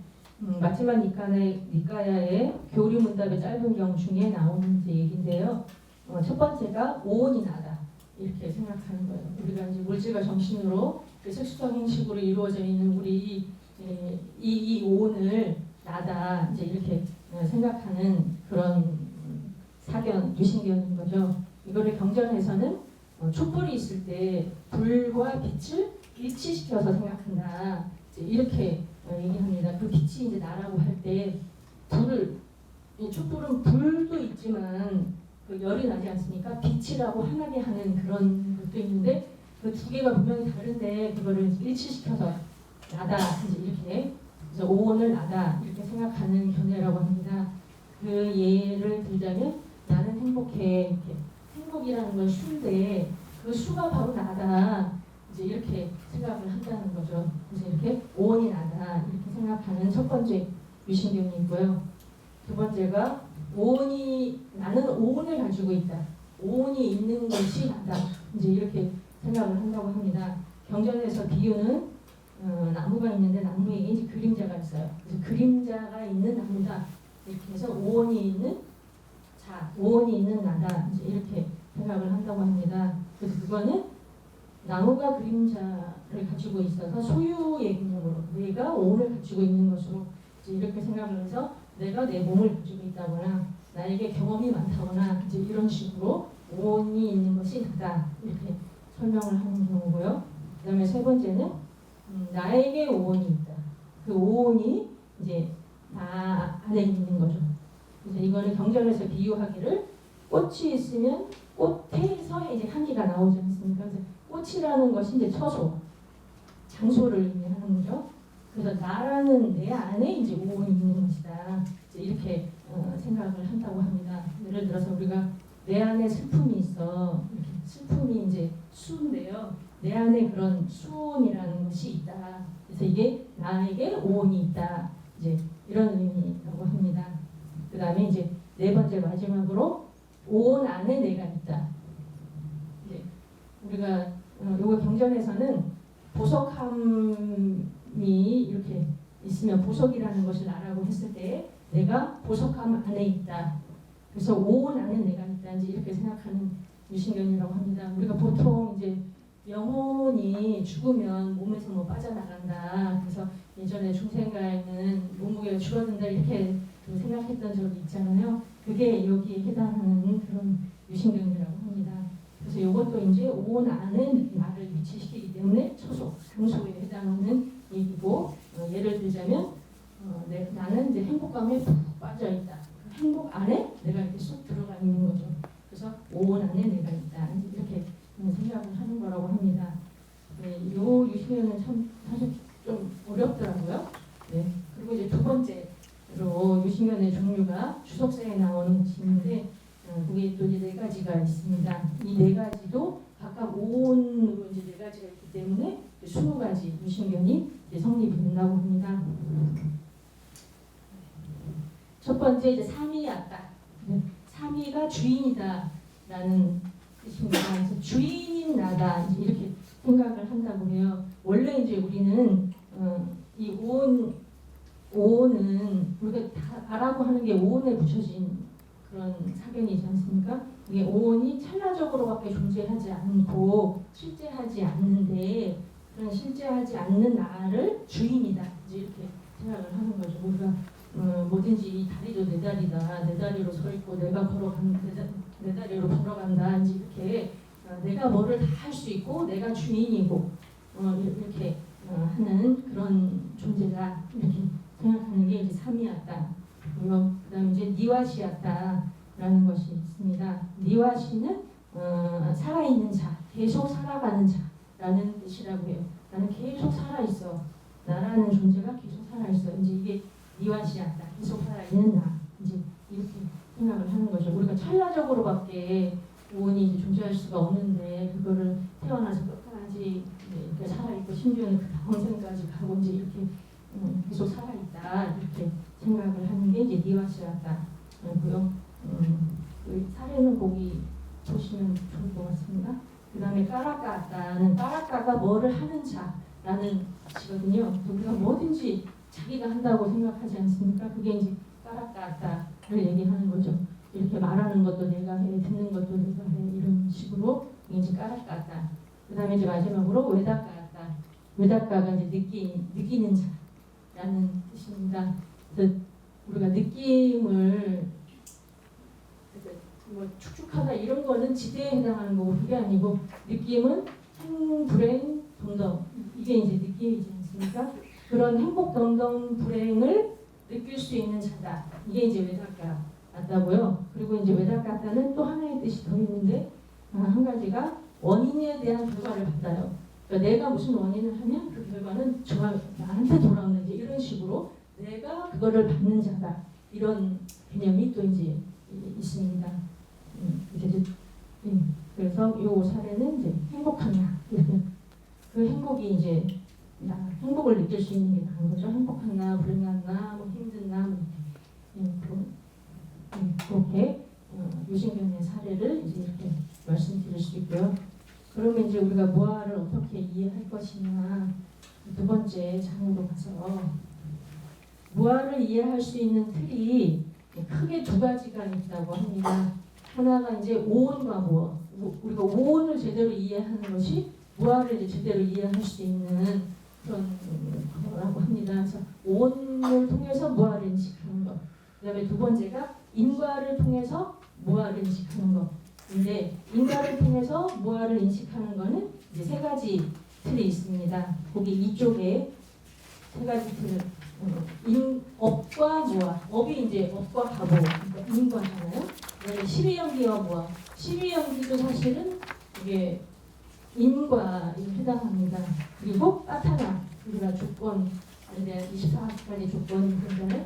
빠타나와 무아, 이것도 이제 인과와 관련된 것이어서 인과와 무아를 설명할 때는 이렇게 세 가지 틀로 한다고 합니다. 업과 무아, 12연기와 무아, 빠타나와 무아. 이렇게. 그래서 먼저 오온과 무아부터 이제 말씀을 드릴게요. 오온이 뭔지는 다 아실 것 같아서 이 설명은 하지 않고 그냥 지나가 보겠습니다. 네, 우리가 보통 이제 내가 봤어, 뭐 내가 봤대, 뭐 이렇게 얘기하지 않습니까? 근데 먼저 좀 보는 거를 이렇게 생각을 하자면 진짜 내가 보느냐 이거를 우리가 좀 따져봐야 되는 것 같아요. 진짜 내가 본다면 내가 있으면 이제 볼 수 있잖아요. 근데 나라고 생각하는 사람도 볼 수 없는 사람이 있어요. 눈의 형상물질이 없는 분이 계시잖아요. 그런 분은 나는 있지만 볼 수가 없는 거죠. 그러니까 내가 본다고 하기가 어렵다는 거죠. 그 눈이 있어야 되는데 눈이 있다고 다 보냐? 내가 그 눈은 멀쩡히 떠 있어도 보려는 의도가 없으면 그걸 이제 볼 수가 또 없잖아요. 그리고 의도가 있어도 빛이 없으면 또 볼 수가 없고, 그래서 이 본다라는 거 안에 나만 있으면 내가 보는 게 아니고 여러 가지 조건들이 정말 이렇게 많이 그 안에 이제 들어있다. 그래서 내가 본다라는 얘기를 실제로 하기가 참 어렵다.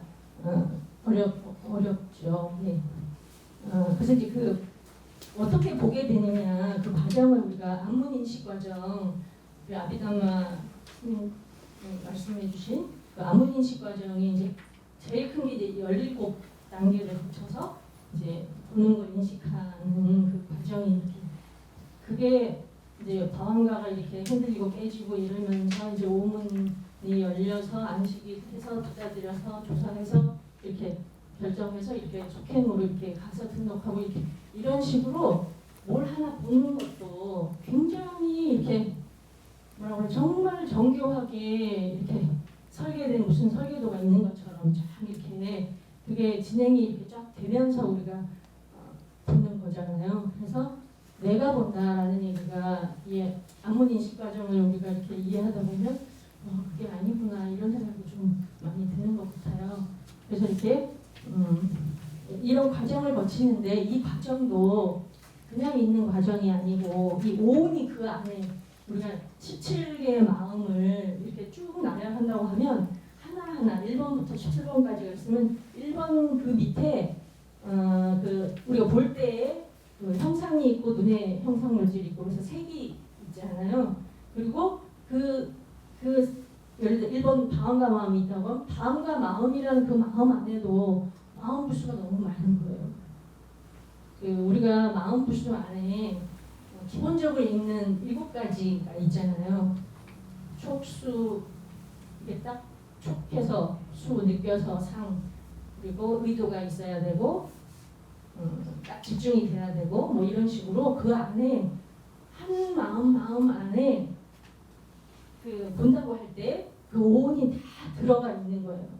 그러니까 우리가 처음에 공부할 때 이거를 알고 너무 놀랐어요. 처음에는 저희가 이제 예를 들어서 이제 뭐 이렇게 뭐를 광경을 본다 그러면 볼 때는 이제 그 색이 있으니까 보잖아요. 형상이 있으니까 그거는 이제 형상이고 이제 오온이 뭐냐 이렇게 얘기할 때 그 다음에 이제 뭐 내가 그거를 보고 기뻤어. 그러면 그때는 수고 뭐 이렇게 아니면 그 기뻐서 아우 맛있게 먹어야지 이렇게 의도가 일어나서 그러면 이제 행이고 뭐 이렇게 하나하나를 이렇게 딱딱 떼어가지고 이거는 색이고 이건 수고 이렇게 했었는데 스님이 그게 아니다. 한순간에 운이 전부 이제 일어나는 것이다.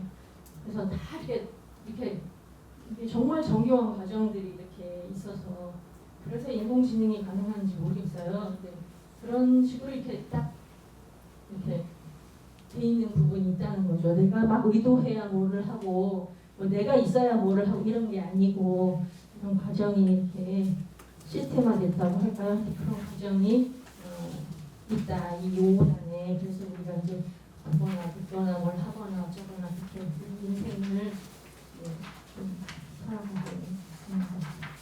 그리고 두 번째 이제 인과와 무아라는 것이 있는데, 인과와 무아는 이제 세 가지 틀로 이해할 수 있다고 아까 이제 말씀을 드렸습니다. 업과 무아하고 12연기와 무아, 파트나와 무아.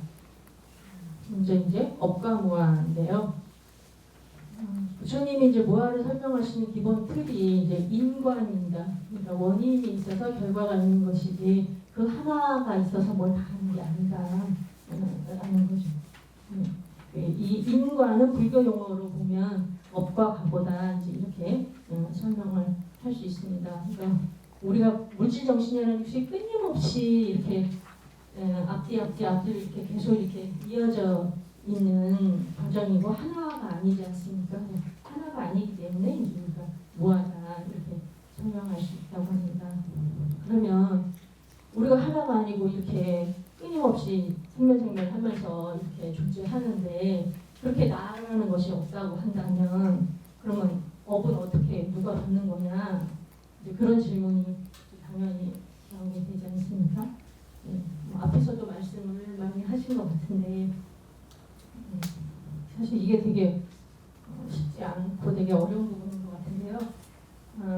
여기서 스님이 딱 이제 잘라서 이런 원칙이 있다고 말씀하신 것이 이번 생에서 다음 생으로 가는 건 없다.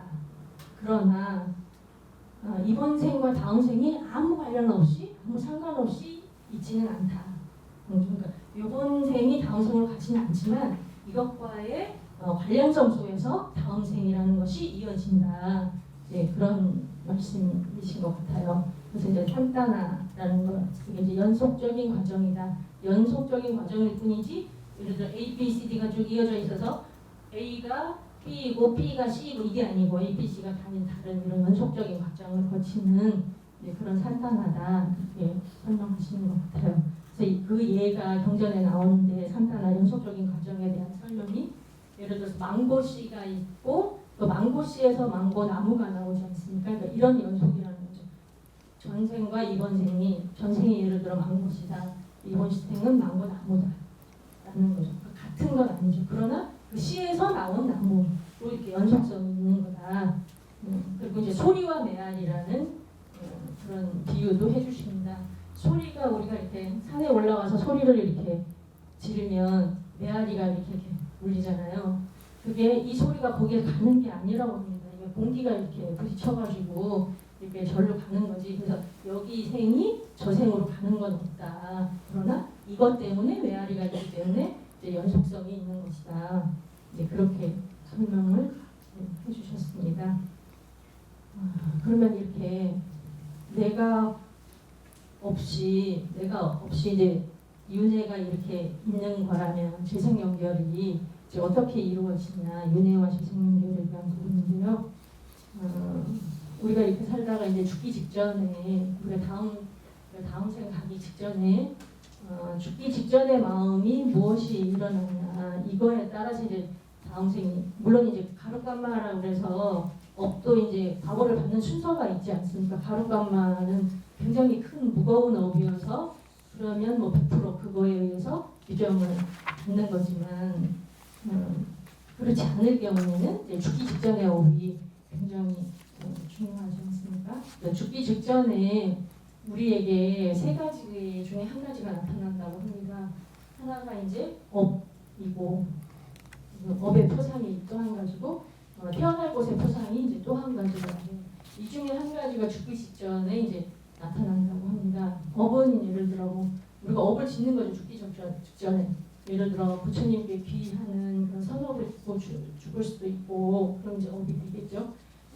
업의 표상은 그것이 가지는 뭐 리미따라든가 뭐 그런 표상을 얘기하는 거고 태어날 곳의 표상은 예를 들어 뭐 앞에 벌판이 막 있다 그러면 그 벌판에 뛰어노는 동물도 태어날 가능성이 있다 뭐 이렇게 말씀들을 하시더라고요. 그렇게 세 가지의 이런 것들이 이제 뜨게 되는데 그 중에 이제 하나를 우리가 죽기 직전에 그 이생이 끝나는 거에 대한 두려움이나 뭐 이런 것들이 있어서 무명으로 하나를 이렇게 잡게 된다고 합니다. 그러면 그 대상을 가지고 이 셋 중에 하나의 대상을 가지고 이제 다음 생으로 가게 되는 거죠. 그러면 이제 이 생이 끝나고 다음 생이 이제 이어지는데 다음 생은 이 생에서 마지막 죽기 직전의 마음의 대상을 가지고 이제 식이 일어나면서 다음 생으로 재생 연결이 되는 것이어서 이쪽의 것이 저쪽으로 이어지는 것이 아니다. 그렇게 설명을 해주셨습니다. 근데 이거를 이해하는 게 사실 굉장히 좀 어려운 것 같아요. 네. 네. 그리고 이제 12연기와 무한인데요. 12연기를 우리가 얘기할 때 12연기가 이제 연기가 빠띠자 사무바다, 빠띠자 뭐로 인하여 사무바다 일어난다. 그러니까 뭔가 조건이 있어서 그걸로 이제 발생한다. 조건이 있고 발생이 있고 이제 이런 거지 않습니까? 그래서 이것도 단독이 아니다. 이것도 인과다. 그래서 이제 우리가 무아일 수밖에 없다. 이렇게 설명을 해주십니다. 이 12연기로 이제 이윤회 과정, 아까 말씀 재생연결 과정을 다시 이렇게 설명을 이제 또 해주셨는데요. 우리가 이제 그 12연기 그 12가지가 이렇게 있는데 무명이 있어서 무명으로 인해서 이제 행이 있다. 근데 우리가 어리석음이 있기 때문에 뭔가를 이제 행하는 거죠. 우리가 뭘 하는 거는 다 어리석음으로 인한 거라고 합니다. 네, 그래서 우리가 죽기 직전에 그 무명 때문에 뭐 쌍카라 하나를 이제 하게 된 거죠. 네, 그리고 그 행으로 인해서 또 그 다음 식이지 않습니까? 이제 식이 생기는데 이 행이 이제 죽기 직전에 업이고 그 업이나 업의 부상이나 태어날 것의 부상 그 중에 이제 하나를 우리가 잡아가지고 이제 식이 재생 연결로 이렇게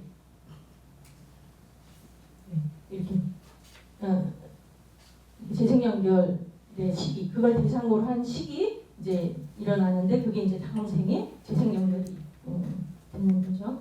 그리고 이 식이 생기면 식명색 유깁은 동시에 일어나는 거라고 합니다. 그러니까 그 식이라는 재생연결식의 그 마음으로 인해서 명색, 이 정신과 물질이 이제 생겨나고, 그다음에 유깁, 호염은 이렇게 그런 게 생겨나고, 그리고 이제 촉수까지가 이제 과보인 거죠. 그 전에 업에 대해서 이제 요 식이 이제 재생연결식의 그 식의 과보가 식명생 유깁 촉수까지로 이제 우리가 과보를 받으면서 지금 이 생이 이제 이렇게 펼쳐지고 있는 이제 그런 상황이고, 이 식명생 유깁 촉수의 과보를 가지고 우리가 지금 현재라는 시점을 살면서 또 이제 예전에 무명이나 이런 게 여전히 남아있기 때문에 애치유를 이제 한다는 가래를 가지고 집착을 하면서 또 뭔가 업을 계속 이렇게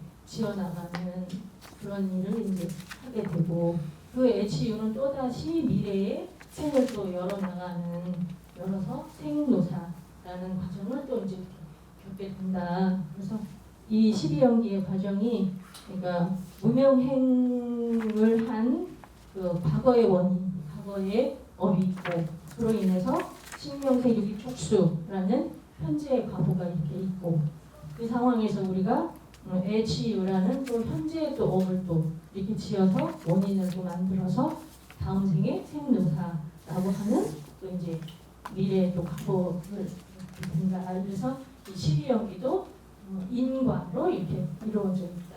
그래서 이 삶이 인과로 이루어진 그런 삶이지 내가 있어서 내가 나를 뭐 어디로 데리고 간다든가 어떻게 하는 그런 건 아니다. 이제 이렇게 설명을 해주셨습니다. 그 다음에 이제 파타나와 무아는 우리가 파타나를 이렇게 듣다 보면 어떤 마음이 일어날 때도 그 마음도 무슨 조건들이 이렇게 있어서 이렇게 일어나지 않습니까? 그래서 그런 그 더 정교한 그런 과정을 이렇게 더 이렇게 얘기를 말씀을 해주시는 것 같습니다. 그다음에 이제 실천적인 부분으로 3장으로 들어가서 무아와 윗바사나인데요. 우리가 이제 무아의 가르침을 제대로 이해하고 이렇게 체득하고 이루기 위해서는 사실 수행밖에 없는 것 같습니다. 수행이 답인 것 같고 특히 이제 무아를 인식하기 위해서는 무아를 체득하기 위해서는 윗바사나 수행이 답이다 그렇게 말씀을 주셨고요. 이 윗바사나 수행을 통해서 수다원의 지혜 깨달음에 이르면 우리 아상은 이제 깨지는 거다. 그 무아를 이제 인식할 수 있는 체득할 수 있는 이제 그런 정경이 이제 서게 된다. 그렇게 말씀을 해주셨습니다. 그럼 우리가 어떻게 이렇게 무아를 체득해 나갈 수 있을까? 그러기 위해서는 먼저 이제 우리가 해체해서 봐야 될 4가지 가나라고 해서 가나가 이제 덩어리라고 합니다. 우리는 덩어리를 인식하고 그 덩어리 안에 있는 세부적인 어떤 것을 못 보기 때문에 있는 그대로 못 봐서 덩어리를 알아고 이렇게 많이 지적을 하는데 그 가나 해체해서 봐야 될 4가지 가나가 있는데 첫 번째가 이제 연속 덩어리 산타띠 가나라고 해서 전후로 이렇게 연결되어 있는 경전에서는 이걸 이제 개미가 한 줄을 이렇게 가지 않습니까? 그럴 때 멀리서 보면 개미가 이렇게 줄처럼 이렇게 보이지만 자세히 이렇게 우리가 해체해서 이렇게 보면 개미 한 마리 한 마리가 이렇게 기어나는 게 이렇게 보이잖아요. 그런 식으로 이제 연속된 덩어리를 이렇게 해체해서 봐야 되는 그런 가나, 그런 덩어리가 산타띠 가나고 두 번째가 이제 사무아 가나. 사무아 가나는 여러 이제 물질 정신이 이 사무아라는 것이 서로 다른 특성을 가지고 있는 것이 덩어리로 모여 있다 그런 의미라고 합니다. 그 사무아 가나 그거를 이제 해체해서 이제 봐야 되는데 우리는 이제 수행하기 전에 이 몸과 마음은 완전히 서로 특성이 다른데 그걸 이제 하나라고 이렇게 착각을 하고 있고 마음도 마음 부수가 있고 마음이 있고 그 마음 부수 안에도 수상행이 다 이렇게 있는데 그런 것들을 덩어리로 보면서 이제 나라고 인식을 하지 않습니까? 그러니까 그걸 하나하나 이렇게 세부적으로 이렇게 해체해서 보면 나라는 것이 이게 하나가 아니구나, 이게 무아일 수밖에 없구나. 그래서 이제 그렇게 사무아 가나 덩어리를 이제 해체해서 봐야 되고 그다음에 아람마나 가나 이거는 이제 대상을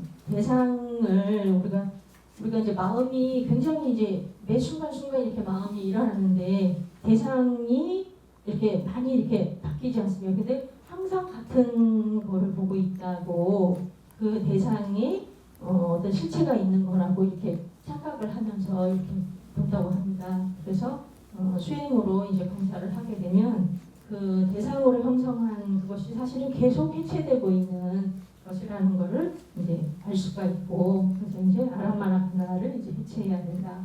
그리고 마지막으로 끼자 가나는 우리가 이제 마음과 마음 부수가 있으면 각자가 이렇게 하는 일, 끼자가 기능 이런 뜻이거든요.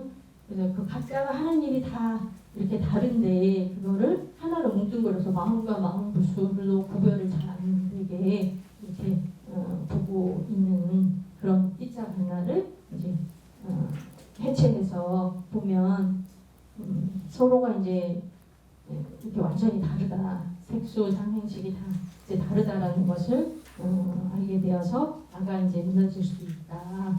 네, 이렇게 말씀을 하십니다.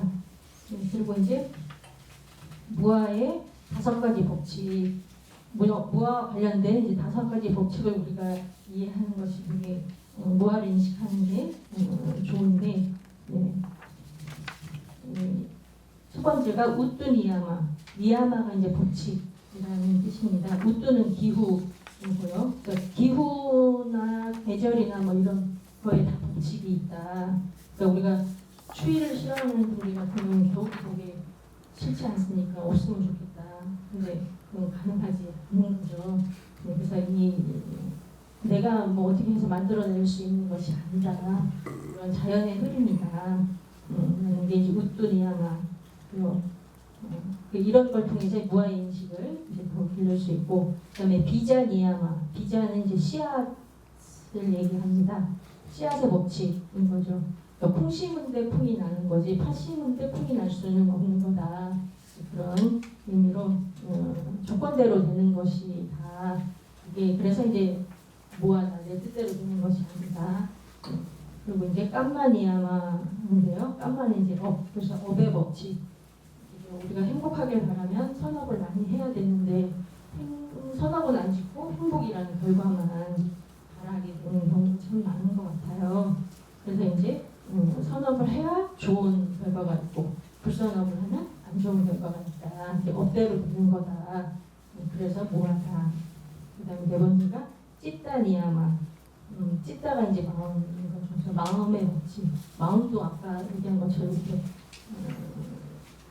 이렇게 17과정이라든가 이런 과정들이 오문에도 있고 의문에도 있고 다 이런 과정들이 거쳐야 이 마음도 이렇게 일어나고 일도 하고 이렇게 순서대로 이렇게 되어가는 것이다. 그래서 이 인식 과정도 그냥 법칙인 것이지 뭐 내가 어떻게 하는 그런 것은 아니다. 네, 그다음에 이제 단만이야마. 단만은 법, 그래서 법의 법칙. 모든 것은 일어나면 다 사라질 수밖에 없는 그런 법칙 속에 있다. 내 뜻대로 되는 게 아니고 조건 따라 다 이렇게 되는 거다. 그런 말씀 해주셨습니다. 그리고 이제 마지막으로 위퍼사나를 통해서 우리가 이제 지혜 개발을 하고 깨달음을 얻어서 무아 이상으로 이제 나아갈 수 있게 되는데 그 위퍼사나 지혜는 이제 16단계가 있는 거를 여기 이제 실어봤습니다. 4단계까지는 앞에서 많이 말씀을 하신 것 같고요. 여기는 참고해서 보시면 될 것 같습니다. 시간이 너무 지나서 여기까지 하겠습니다. 너무나 어려워. 제가 제대로 얘기를 어떻게 하고 있는지 스님 설명을 들으면 우리가 참 기초가 없다 이런 생각 많이 하고 입문 과정을 통해서 말 한마디가 어떻게 잘못되어 있는지 굉장히 정확하게 이렇게 찍어주시거든요.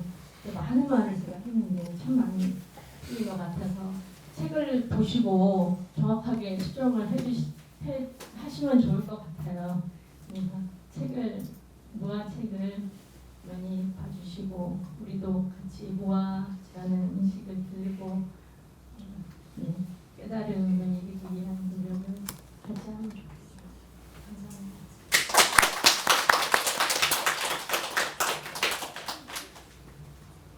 네, 무아를 주제로 자아인가 무아인가 주제 발표 잘 들었습니다.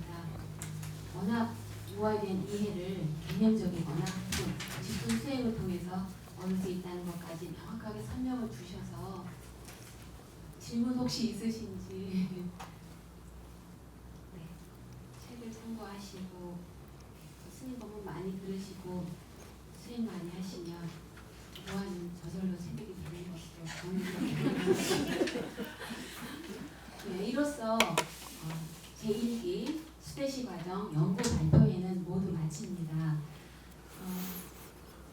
저희 수대시 분들 너무 고생하셨고 여기 와주신 분들 응원에 더욱 공부 열심히 해야 되겠다는 각오가 또 생기기도 합니다.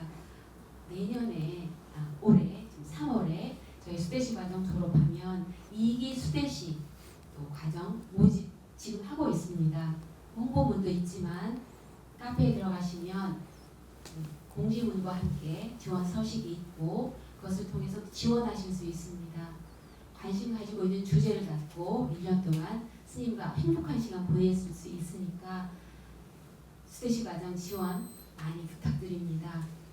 그리고 지금 이 시간 끝나면 6시에 열반경이 또 있습니다. 그래서 1시간만 오늘은 하도록 하고 7시부터는 다 알고 계시죠? 수대시 과정 1기 분들 종강 모임이 있습니다. 1시간 조금 남았지만 쉬시고 열반경 이어서 수대시 분들은 종강 모임까지 타이트한 일정이 아직은 남아 있습니다. 컨디션들도 잘 하셔서 이따 6시에 찾아뵙겠습니다. 감사합니다. 수고하셨습니다. 이어서 회양이 있겠습니다. 듣겠습니다. 네, 오늘 제가 한마디로 마치겠습니다. 우리 수디씨 5팀의 결론을 들어보니까 수행밖에 없다. 그래서 그러면은 수디씨 했던 보람이 있는 겁니다. 부처님 가르친 공부하는 것 자체가 수행 실천하기 위해서 공부해야 되기 때문에 공부하면서 수행밖에 없다를 결론이 나면은 공부 잘 하셨습니다. 다 모두 수고하셨습니다. 호양하겠습니다.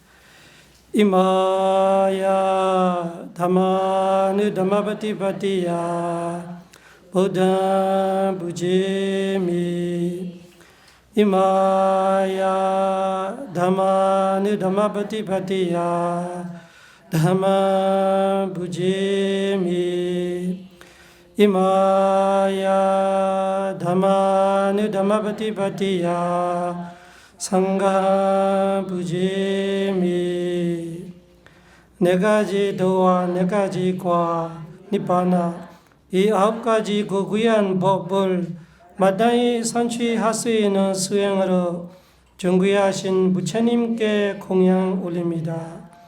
드높은 법에 공양 올립니다. 드높은 승가에 공양 올립니다. 이담이 다나 니바나사 파제요 호두 이담이 실라 마가팔라 냐나사 파제요 호두 이담이 봉냐 아사와카야 와호두 이마노 봉냐바가 사바사다나 디마 저의 이러한 무시 공덕이 니바나의 밑거름이 되기를 기원합니다. 저의 이러한 지계 공덕이 더 지혜, 과지혜의 밑거름이 되기를 기원합니다. 저의 이러한 수행 공덕으로 모든 번뇌에서 벗어나기를 기원합니다. 저의 이러한 선행 공덕을 모든 중생에게 회양합니다. 일체 중생이 조화로우지어다. 일체 중생이 평화로우지어다. 일체 중생이 행복할지어다. 이같이 행한 저의 선업으로 평화롭고 고요하며 완전한 행복의 니바나로 곧바로 가기를 이런저런 생애를 연애를 하더라도 고통과 위험, 적과 나쁜 일이 없으며 모든 소망의 뜻대로 이루기를 기원합니다. 오늘 행한 이 모든 선업 공덕을 부모님, 스승님, 친척들, 도움 주신 천신들 그리고 숨쉬기 전에 존재하는 모든 중생에게 회양합니다. 이 모든 선업을 모든 이들이 고르게 나누어 가지소서. 사두 사두 사두. 부ddha 사사남 지람 티타두. 부ddha 사사남 지람 티타두. 부ddha 사사남 지람 티타두. 부처님의 가르침이 오래오래 머무소서. 사두 사두 사두.